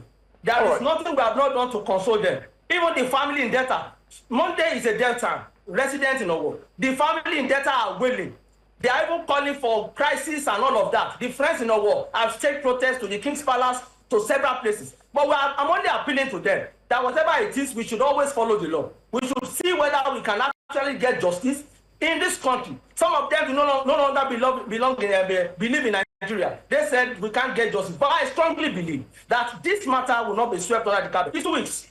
This happened on the 30th and the 31st. Today is almost 2 weeks, and nobody's talking. It seems as if nothing happened. And that should not be. That is why I took it upon myself to at least ensure that whatever it is, we will call the necessary authorities to this issue, and we ensure that whatever it is, we must hear from them. They must take responsibility and bury the corpse. All right, Mr. Fasami. Once they bury the corpse, they don't, we will bring them out in a very big way. Mr. Fasami, I mean, it shows in your passion that you truly want this case to be solved. But we would also try on our own end to reach out to the the Amotekun, of course, in Owo. Yes, you can reach out to them, but please ensure you call when you reach out to them so they won't distort facts. No problem. No problem. We'll do that. We need to. That's what we do. We're known to balance the stories any day, any time. But on your own end, we'll also like you to please, when we get back to you, hopefully in the next hour, we'd like to know if you could get either of the family members ready to talk to us live on Breakfast Central. That will be the next hour. Yeah, so we'll get back to you on the next hour. So please just get them ready for us, and we'd like to hear their own side of the story. Hopefully, we'll be able to gather more information that will prepare us to speak with the Amotekun core in Owo. Thank you for your time, by the way. Thank you. Thank you very much for having me. All right, let's quickly join Biola Festus, who happens to be our reporter away from Ondo State now. Let's go straight to River State. And in River State, she'll be looking at the emergency rule. Don't forget, the sole administrator has been indeed called out by many stakeholders, especially indigents of River State, saying he doesn't have the power and the right to go ahead and ensure he carries on an election. But let's look at the women procession. There was a procession just last week. We did have mothers strung out en masse, filled the streets and were protesting, saying that bring the governor back, Sim Fubara. Let's see if Biola is ready to speak with us. Good morning to you, Biola. This crowd of women behind me are protesting the suspension and the impeachment of Governor Fubara. They said River State is peaceful and there is no cause for an alarm. Now you would recall that there was a protest on Thursday calling for the cancellation of the emergency rule in River State. But these women, they all dressed in white and say River emergency rule in the state. In fact, they said this is the best thing that the presidency has done for River State in recent times. They are saying that Governor Fubara's monopoly must end in the state and that it must be impeached. Wow. So this is quite different from the one we saw just last week or a few days ago, where they were against. Now, this set of women who are coming out to protest are indeed in support. Can you clarify that? They said they are ordinary Rivers women without any political affiliation. But earlier we could hear them chant, yes, Nweke is a man. President Bola Tinubu is a man. So we do not really understand what group they represent. But when I approached them earlier, they said they are just ordinary wives of people of River State, that they've got no political affiliations. Well, they are here with heavy security presence. The Nigerian police are here to lead the procession, to guide them, to prevent any suspect, any attack or hijack. Are you able to speak with any of them? Is there anyone that can speak with us? And let's hear from the horse's mouth what exactly their demands are. Madam, would you like to talk to us? Can you? Okay. Okay, as you can hear them, they say they have a key speaker, somebody that will speak on their behalf. So they've got a key speaker who is going to speak on their behalf. Nobody's willing to speak to the press right now. When we get the leader, we'll definitely get the report and what exactly the protest is about and get back to you at the studio.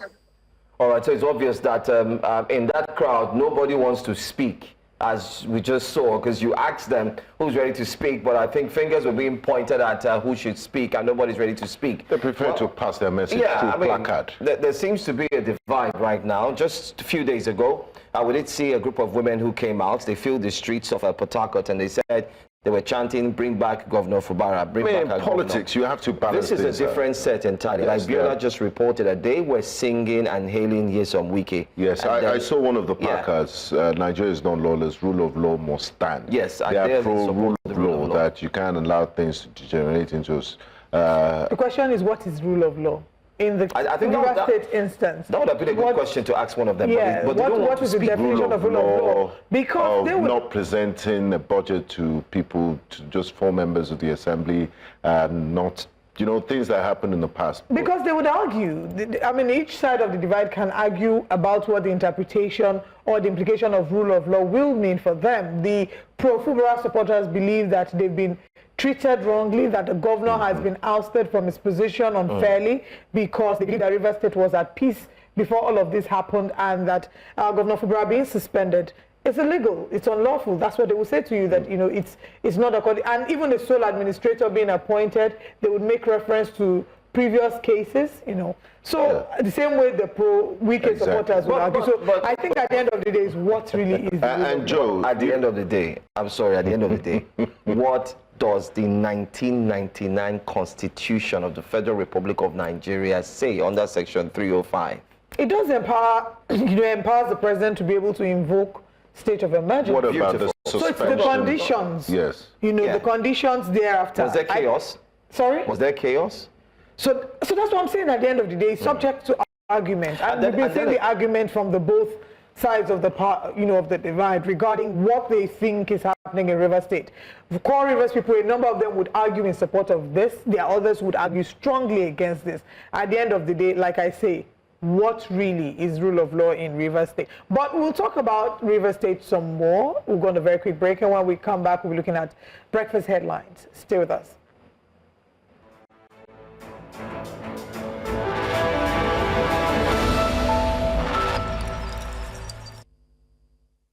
Welcome to Breakfast Headlines. I'm Olive Emodi.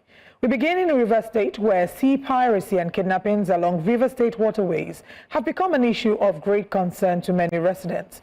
The latest incident was the hijack of a 6-passenger boat along the Billy Port Harcourt Sea route, which has caused undue pain to many families. News Central's correspondent Biola Festus has been tracking some of the affected persons and brings us their stories. Sorry, Selling. Baby Selling, just 1 year and 4 days old, is restless and unaware of the turmoil surrounding her. Her father, a victim of sea piracy, was kidnapped a day before her first birthday, leaving her family in distress. That is going to come back. Sophia, her mother, has been comfortless herself. The whereabouts of her newlywed husband has been unknown for days. Overwhelmed by emotion, Sophia tells me that she has no idea how to cope with her schooling and caring for her toddler all by herself. I'm just a young girl. We just got married of recent and it just... The boat operator who was conveying Sophia's husband and 5 other passengers from Wile to Port Harcourt narrates how the incident unfolded. I was coming from Wile down to Port Harcourt. So after when I crossed the New Calabar River, I saw 200 horsepower with armed personnel. They now divert our boat back to the creek where they came out from. They started collecting our phones and our money, all our belongings, then started beating some of us. One elderly woman asked one of the sea pirates that if I'm your mother, is that way you are going to treat me? So they have that little conscience on her. So they didn't touch her, they didn't collect anything from her. Wile, the capital of Degema, an island local government area in River State, has only one way in and one way out of the council. And sadly, the singular means of transportation, which is by sea, has become one of no return for many. The story of Sophia is a sad reality that many coastal communities have had to deal with for decades. With our wealth, Nigeria is what it is today. Bring you more reports regarding that as Biola Festus continues to follow the story. High Court of Nigeria will commence their 2-week Easter vacation on Wednesday, the 16th of April 2025. The break announced by Chief Judge Justice John Teremba Toho will end on Monday, the 28th of April, with full judicial activities resuming Tuesday, April 29th. According to the court's Director of Information, Dr. Catherine Obi Christopher, only urgent matters will be heard during the holiday in Abuja, Lagos, and Port Harcourt divisions. These include cases related to fundamental human rights, maritime assets, and issues of national importance. Designated vacation judges have been named for each division with instructions to refer critical matters to the Chief Judge. Justice Soho extended Easter greetings to all judges and court staff.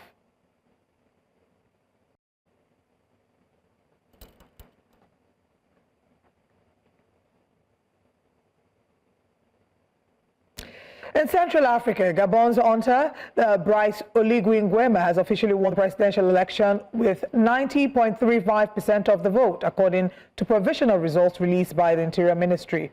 Nguema, who ousted the Bongo dynasty in an August 2023 coup, had vowed to restore democracy. Saturday's votes marked the country's first step away from military rule, with a 70.4% voter turnout. Calm returned to the streets of Libreville, a contrast to unrest seen during previous elections. Many citizens, like 58-year-old Olivina Migombe, expressed hope for real change. Nguema's landslide victory now sets the stage for his 7-year term as Gabon seeks stability and a renewed path forward under civilian leadership.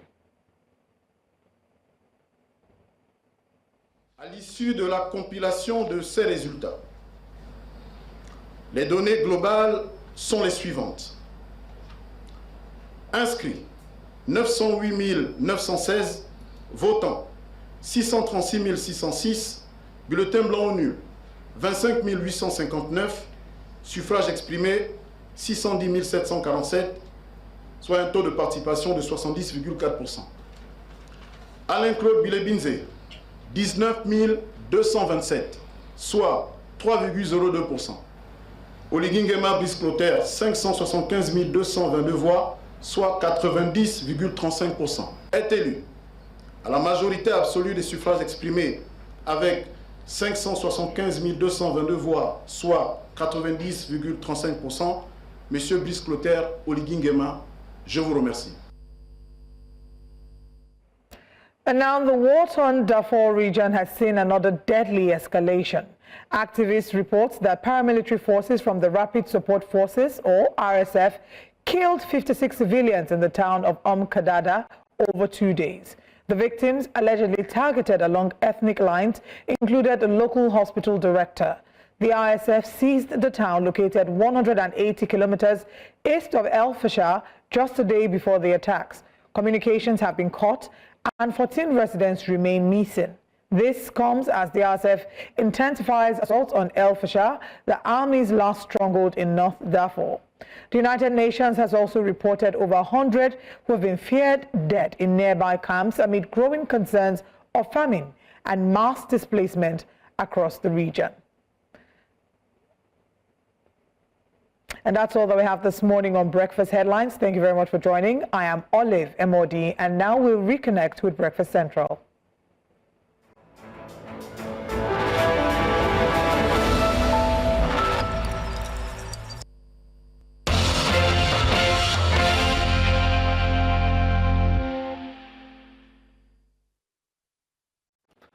Welcome back to Breakfast Central here on News Central Television. It's time for us to look at what the dailies are saying, the newspaper headlines. And joining us this morning is journalist Habib Aruna. A warm welcome to you. Thank you for joining us this morning, as always. Good morning. Good to have you as always. All right, we begin this morning. Our first paper is the Leadership newspaper, and on the front page of the Leadership newspaper, the big story, ahead of 2027, Atiku Tambuwal El-Rufai-led coalition infiltrates Niger Delta and leads support of aggrieved stakeholders. Presidency dismisses coalition's antics, says Tinubu Shetima focusing on governance. National Assembly asked to reject bloggers regulation bill. Governor Yusuf resolves Kano graduate certificate crisis. Lawyers justify Imo CJ's appointment. Presidency disowns 2027 campaign billboards. Khan condemns Plateau killings, calls for unity. Nothing new about FBI DEA report, says presidency. And finally, quiet power play, how Canada forced Trump to drop tariffs. Can Nigeria have the same story? Anyway, back to so many juicy stories on the Leadership newspaper. But I'd like us to talk, I think, two main stories here. Can the Plateau killings, because we cannot act, we cannot employ the ostrich under the sand approach. Pretend it's not happening. Exactly, we can't pretend that's not happening. This morning we had a reverend talk about the killings, and he was sharing some personal, like being personally involved, and you could see the pain. We also had a report that showed that. But do you think that we're doing enough? He doesn't believe that the government is doing enough. He believes that the government has the manpower but lacks the will, that if they have the actual will to combat insecurity in northern Nigeria, that they will. Do we have the manpower? The technology, yes. There's no manpower and having the will, they are not mutually exclusive. In other words, the government is incapable. Not that the government is incapable. You see, I read a piece on the Plateau crisis,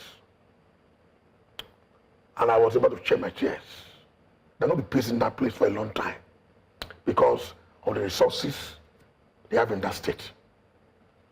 So we have people that are interested in mining, interested in getting. There are many resources that they are using overseas, that the Chinese particularly are using. So the governor said at the weekend that the people were hell bent in wiping out some communities and took over their land. That's what we are seeing. And unfortunately, the government is helpless. The IG was making noise last week that they are deploring those units, that the DIG operation will be involved. But we've not seen any concrete evidence that they are working. I mean, people have criminal intentions. Yes. It's the responsibility of the government to deal with it. That's what I'm saying. That's not mutually exclusive. The government is incapable. And this is not going on for long now. Incapable in terms of manpower. In Bedouin is herders, cattle herders that are dealing with natives. But this time around, we have people that are foreigners using the locals to foment trouble, to create crisis, so that they take over their resources. That's what I say. And when you say the government is helpless, do you mean that the government is unaware of the government is aware, but I don't know if government is also culpable. So, but because the government is helpless in addressing these issues concretely, now begin to assume that are they also involved in this racket. And the government you're speaking about, is the government at the state level or at the federal level? Both. The government at the state level is helpless. It's not in charge. It doesn't command the military or the police. So we should call on the federal government to do something about what is going on in Plateau. Indigenous people, citizens are not safe. They cannot sleep well at night. So it's an issue we must raise because when people are dying, when journalism, they say if it bleeds, it leads. It leads, yeah. When people die, that's the story. No, so the government is not doing enough for these people. And are we as a people also speaking as much as we should? Do you think that Plateau is getting as much publicity? In some countries, the president by now should be back from France. Absolutely. Back from France. But the man is really working visit to France. So, and people are dying. Even Benue.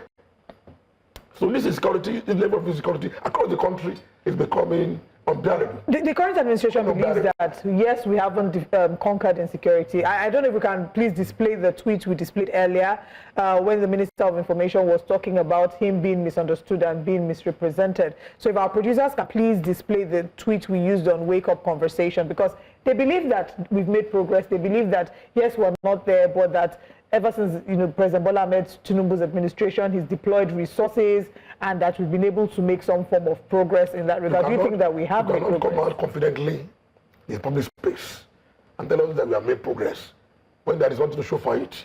When people are dying every day. They say things were worse off. So we compare death toll. Okay, they used to kill 100.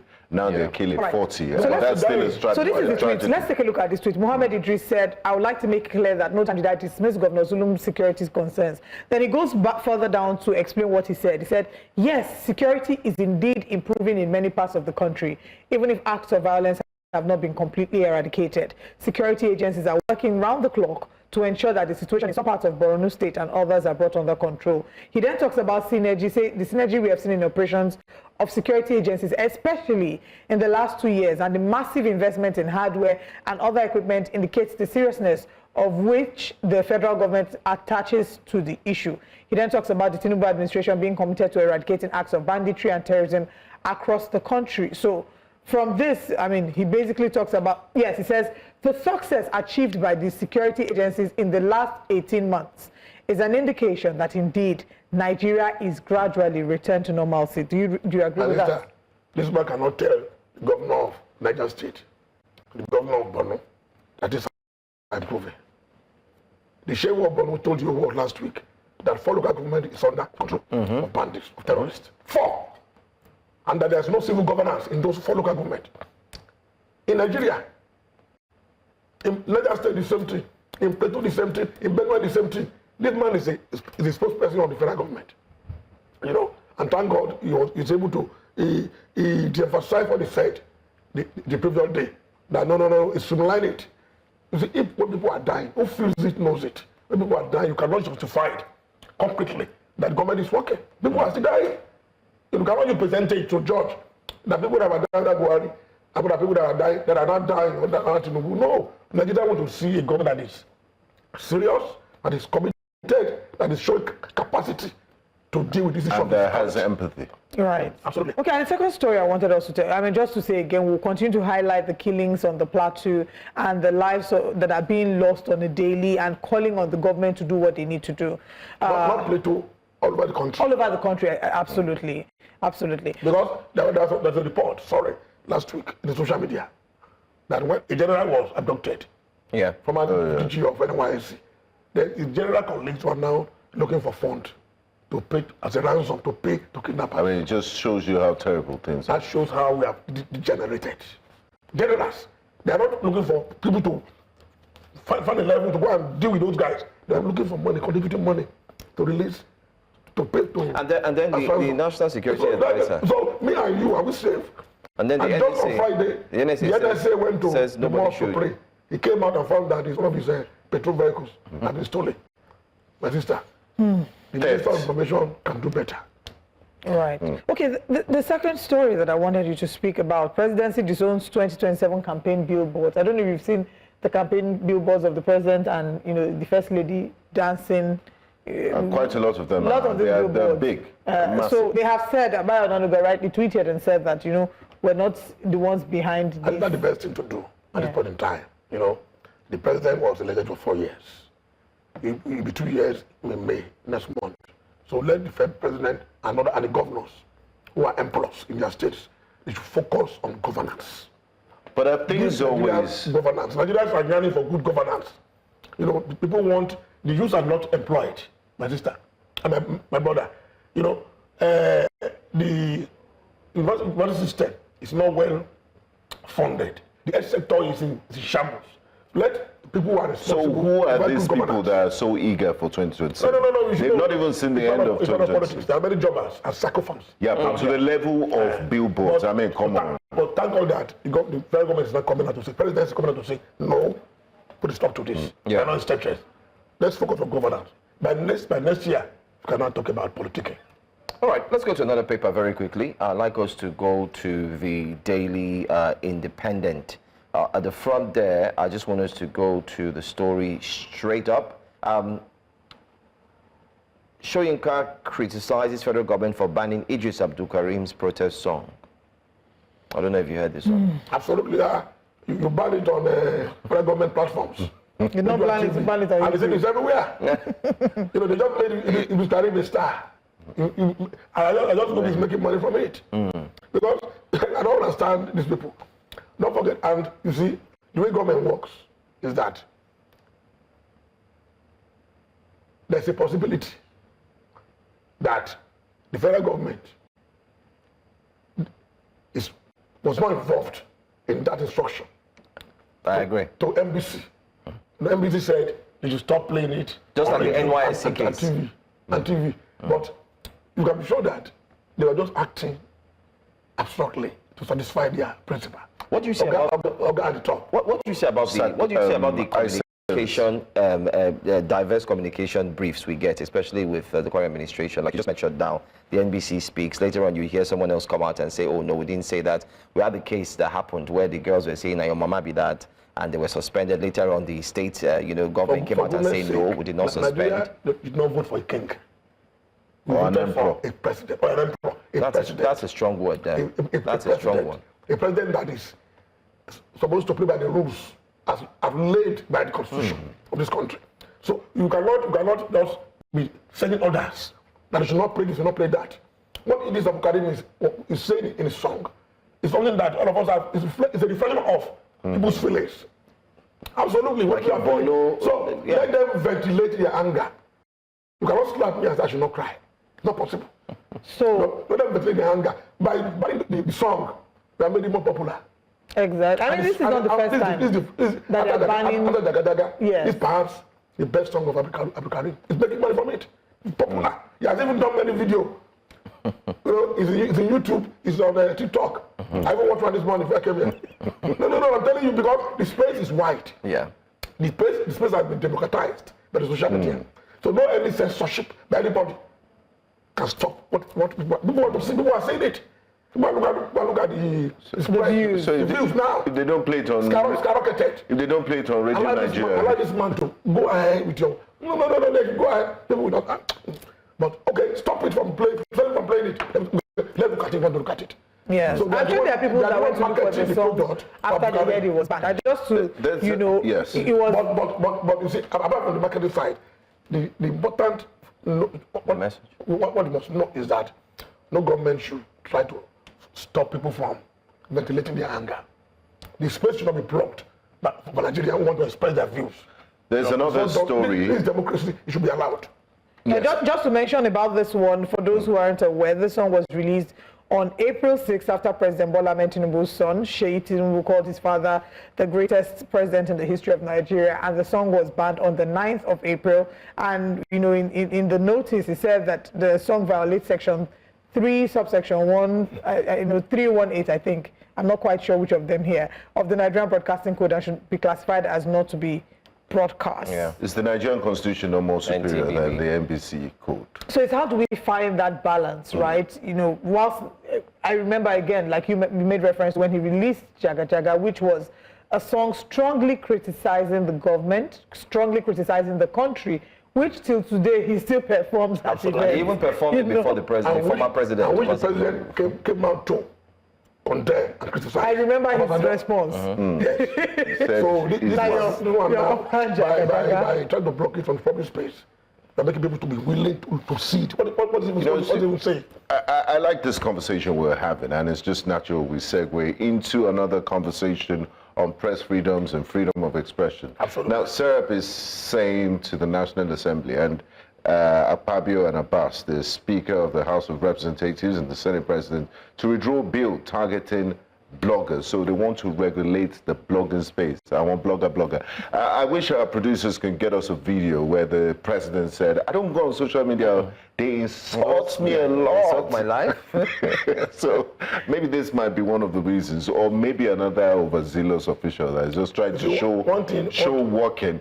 Because the Nigerian law, the constitution covers this, defamation, libel, and all of that. So why does the National Assembly like to run on the same spot and act like they're having an exercise? And in fact, in addition to that, so they're asking that they withdraw what they described as a repressive bill seeking to amend the Nigeria Data Protection Act. But there's also the Cybersecurity Act, and they will argue that Section 24 has been misinterpreted a number of times and used as an opportunity to silence dissenting voices. Is that a trend that we're going to see? You know, is that a pattern, a continuous pattern? Because there are many who are arguing that the administration is intolerant of dissenting voices. Those are major features of a country that is dwelling under dictatorship. You know, those are major features. The first thing they do is to block the press. When they stop you, then when you express yourself, they block it. And don't forget that these tyrants, dictators, they use institutions of democracy. That's what this man did in Germany, Hitler. Lawfare. That's what this man is doing in the US. The National Assembly will come out and say, okay, look at the issue of Natasha. Or what you saw in River State. The I have it. You don't do that with a very serious caution matter. You know, so I think the last assembly did that, try to block social media to stop them. This one will also fail. You know, let's if you fail, if Twitter was blocked one time by the federal government, but people find a way around it. And are using VPN. No, it will not work this time around. You cannot stop Nigerians from. I mean, if you say views on issues that affect them. So if it doesn't work, then it becomes for people like us that go to the gym, it becomes an exercise in futility. They've not organized a special session on the issue of security. Yeah. I've not said it. I agree, but I mean, they are busy tackling mundane issues. And they are also banning pornographic sites, which is a good initiative. Bega, thank you. I have no comment on that. I just have to come up with Let's look at another story. Bega, I want to go through another paper quickly. Okay, let's take a look at the Vanguard newspapers. Can we have it up now, please? Thank you. U.S. court, the headline says, U.S. court order on Tinubu, nothing new in FBI DA records on drugs case, says the presidency. Says courts didn't indict President Tinubu. So we'll wait and see. But what's his take on that? Yes. Well, don't forget that this issue came up during the campaign. It was not well addressed. It came out again when the case was at the Supreme Court. And when Atiku spent a lot of money to put the issue on the front burner, you know. Interestingly, it came out yesterday again. You know. But I like the way the director of the presidency, I love it. Yeah, the way Smart they reacted to swift. it. Yeah, very swift. Smart guys. It's not new. We know we saw it before. Those things in the 30-something pages, something that is been public space. A smart response. But if you scratch the surface, it's about the issue of a decency in the presidency, the issue of integrity and credibility for our president. So we advise, or we want the presidency to go further. Let Nigeria know what is going on. The presidency is not coming out enough information. Release everything. On the character of our president. Release everything. The president is in France now, and some of the praise singers went out yesterday that the president is not there to see doctor. President is not there. What is he doing in Paris? So Paris should not be an extension of Aso Rock. It's a city Paris of is law. in Europe. We have a Nigerian president. I do not expect the president of South Africa or even Ghana to be taking a leave to another country every 3 months, and people will not talk. Right. Okay. We are not subjects, we are citizens. We have a right to ask questions. And you're completely correct. We certainly do have a right to ask questions. We do have a call from Anthony calling from Lagos. Good morning, Anthony. Thanks for calling. Please go ahead. Anthony, are you with us? All right, unfortunately, we lost that call. If you can please call back before we wrap up the newspaper segment. But yes, we completely hear you in terms of the fact that citizens certainly have a right to ask questions about where their president is. And it just feels like there isn't enough information. If you have nothing to hide, release whatever needs to be released so that you can calm down the fears of citizens and put mockers to shame. You know, and when there's no official communication and information, it leaves room for speculations, and that's where all these bloggers begin to put up all sorts of stories. The way the immediate reaction of the presidency yesterday to this issue of court statement of the leader yesterday. So they came out on time with facts, and it downs the tension, people assumptions were somebody dealt with. So they give us the information. And I'm not particularly happy with the way this issue of going to France has been dealt with. Let us know what the man is doing in France. Working visit every 3 months. Why only France? So we need to get on this. But the former president, before President Bola Ahmed Tinubu, was always going to the UK. Uncle Bayo Ononuga is saying another thing. The other one, the other minister, this other essay is another thing. So there's no any synergy and correct response on position of the president. Joe mentioned something. Yeah, but the former president was frequenting in London. He preferred London. And we know that one was sick. We know and it got better the process. But the current administration said the time he won't spend 6 months in London. Yes. He was sick, and everybody felt sick. But my only trouble is that when you fall sick, go abroad for treatment. It does not good for our image. Why can't you improve the health infrastructure in our health sector so you can treat it at home? That's my problem. I mean, I keep asking. I don't think it's your problem. I think it's the Nigerian problem. Because Nigerians are asking that too. Okay.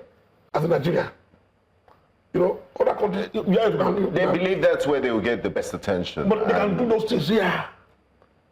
It's not impossible. They'll say when is your turn, you can start. I don't have the resources to travel abroad. Do you remember the bill that never scaled passed in the Assembly? That no politician should be allowed to travel abroad for treatment. That bill will never. That bill won't see the light of day. Dead on arrival.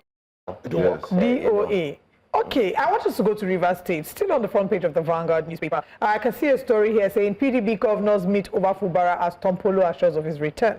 So Tompolo turned 54 and he had a birthday celebration on Saturday at the Aziza Temple in Baramatu Kingdom. And during that celebration, a lot of things were said. One of them was he talked about people, how they had accused him of betraying the Ijaw nation in this feud between Nyesom Wike and Fubara, and he did say that, of course, Nyesom Wike is his friend, and he acknowledges that Ijaw people played a major role in Nyesom Wike's ascension, and his, his political influence. However, he will never betray the Ijaw people. He said a lot of things, but one of the things he did say is that there are talks going on between the warring factions, Nyesom Wike, Fubara, and that Fubara will return to the throne. My question to you is, do you believe that after these 6 months, or before the expiration of 6 months, Governor Siminalayi Fubara will return to the throne? But hold that thought before you respond.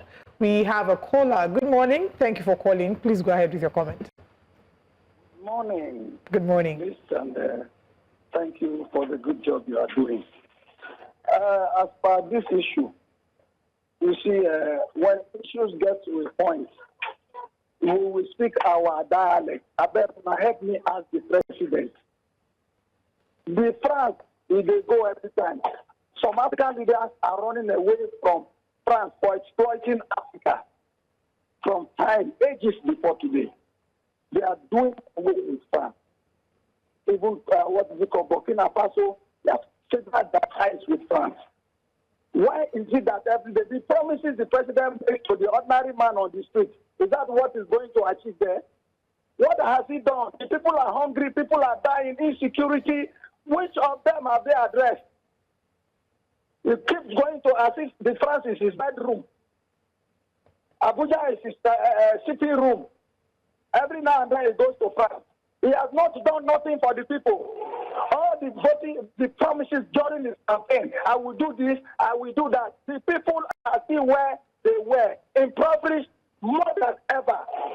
Everything people were managing their life for Christ's sake. Now you came, everything we agreed that you are not the cause. It has been there before you come, but the problem has tripled. What is the meaning of all this? Please, anybody that has no plan for the people should stay in his house. Don't come here and begin to take people for jokes. We are human beings, for Christ's sake. Don't feel because you have money, you are a president, you are more superior than anybody. We are all equal. And this is what is affecting the National Assembly. All of them, Tinubu is the Lord, Akpabio is the cardinal of the Senate. Whatever he says goes. When the president says anything to the House, oh, it is carry go. Is that what they are here for? All right. Festus, thank you very much for calling and expressing your thoughts. Obviously, expressing the sentiment of a number of Nigerians who feel very aggrieved by the fact that they seem to not see things working as they had hoped for, but yet they're hearing that the president is traveling.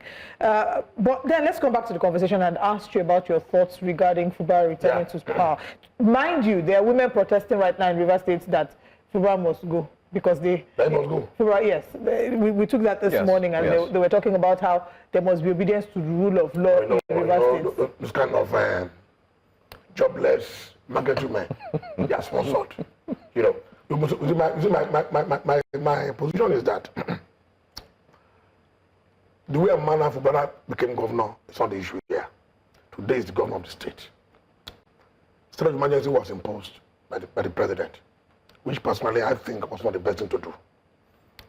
The mandate given to, or instruction given to the sole administrator, the retired Navy officer, was not to go and destroy democratic structural institutions in Rivers State. No. Was about to go and restore order. Keep the peace. Law and order. That was the instruction. Because no man, they had no mandate. I wouldn't vote for him.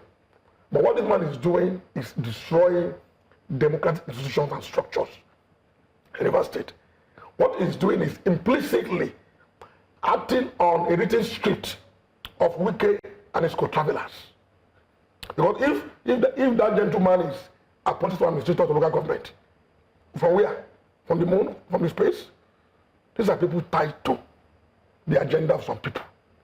Because how does he even know the personnel in the absolutely. States? The man is consummating an agenda of some people.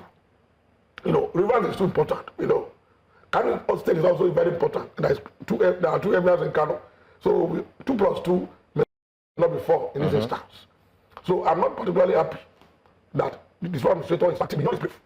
He's going to go and restore law and order. But how is he expected to do what needs to be done in terms of...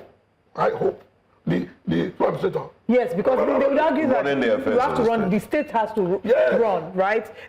And the state cannot run without a budget. The state has to run. There are permanent secretaries. There are local government administrators who are civil servants. You are now putting politicians to be... What you get what I'm making? Money destroy democratic institutions after the biddings of some people, particularly wicked. Now what is doing in the River State? Show me benefit those funds. Those are realities. They're explicit. You know, so I'm thinking that good conscience and good reasoning will prevail. And I also hope that 6 months interregnum will not be extended. Well, we hear reports that they've started pulling down his pictures from some public service centers, but I guess in the next few months will reveal what the next steps are. We've done 1 month already. There are a few more months to go. Happy Barino, thank you for your time with us, and thank you for always answering when we call. Thank you so much. We have more to come this morning. Up next, Which Way Nigeria? And Benga brings us a very detailed, thought-provoking monologue. Let's take a listen.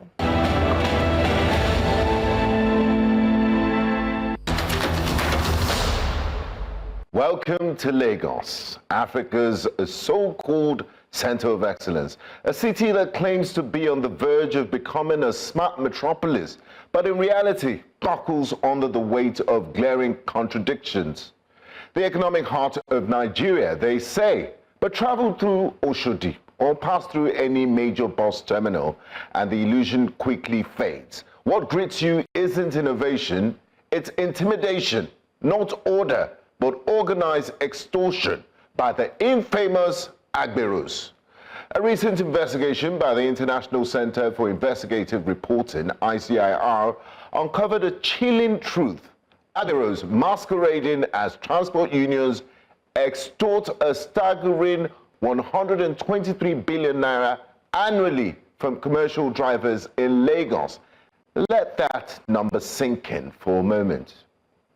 Here's a breakdown. A single commercial bus driver pays between 3,000 to 6,000 naira daily in illegal fees. Multiply that by the 75,000 buses that ply Lagos roads every day. And that's roughly 450 million siphoned daily, not into public infrastructure, healthcare or education, but into the pockets of street-level warlords who neither pay taxes nor face any scrutiny.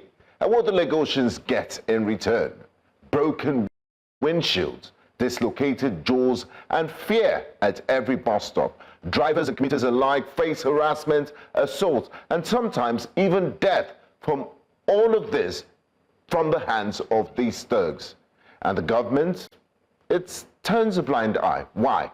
Because these Agberos aren't just street criminals, they're political assets. This isn't a relic of Lagos's past. It's a modern-day political business model, a transactional racket between the state and its enforcers, where loyalty during elections guarantees control over the streets. Governor Babajide Sanwo-Olu, with all due respect, I ask, who truly owns Lagos, the government or the Agberos? You launched the Smart City Initiative, yet Lagosians still board rickety yellow buses under the menace of stick-wielding touts. You promised a safer Lagos, yet the average commuter still faces slaps and shakedowns from these union thugs. Where is the digital ticketing system you promised? Where is the biometric registration of transport workers? Where's the bold, honest plan to clean up and formalize this sector? Instead, we witness the glorification of Agbero kingpins, men who have built empires off the backs of poor drivers, men who live in luxury while the average keke rider is bled dry by extortion fees. It's 2025. Motor park madness has no place in any city that calls itself modern. We need real change, not empty promises. A city cannot be considered smart while the transport system is controlled by thugs. This is a call to action. End the Agbero extortion model. Lagosians deserve better. Nigeria deserves better. until real reform takes root, we remain prisoners in a city where thuggery is policy and silence is complicity. Good morning, Nigerians. What a wonderful Which Way Nigeria got me thinking, because sometimes what you hear is hello, weather, and you wonder. Before it was even drivers. Have you done this one? Don't look at me that way. You've done, do it again. You see, let me tell you something. If you live in Lagos or you were born and brought up in Lagos, I was born and brought up in there is Lagos. no way the Agberorism will not instill its thoughtfulness or voice in your head, because so that's why you can must hear the voice have been a perfectly. victim. I've been a victim. So do you- I think no matter And which before, you know, it was only it was only drivers, but now they're harassing ordinary citizens. Ordinary citizens. Oweru, you know, things like that. There's so many ways so beyond ridiculous. that one. So where is for example, if you're moving houses, if you're moving house, when I was moving my house, it was terrible. In fact, I was going to do a video ranting about it. I don't know why I never did. That should be that's a drawing board for this Friday. You pay from where you're moving from, and pay to pay on the way and pay to the people where you're moving to. And when you talk about this, they would ask you, it's dependent on where you live. It's a lie. It's not dependent, because it's not only people who live in the slums, even people who live in urban areas within Lagos. I'm talking of the Lekki environment. This is happening in Lekki. Then there's also parking. Parking is such a menace. Oh my, you will drive to a facility that should have a parking space, but for you to park there, they will still collect money from you. So it's really, really ridiculous. And it's almost like state-sanctioned policy. That's why, I mean, it annoys me.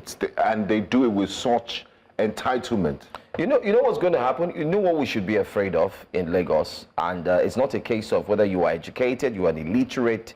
What we should be afraid of is the fact that what has started very, little, as we can see, will end up becoming what we are no longer able to manage or control. You're right. And we're going to say this very soon. I've said it, and I'm going to say it here on the program again, so that it sinks in.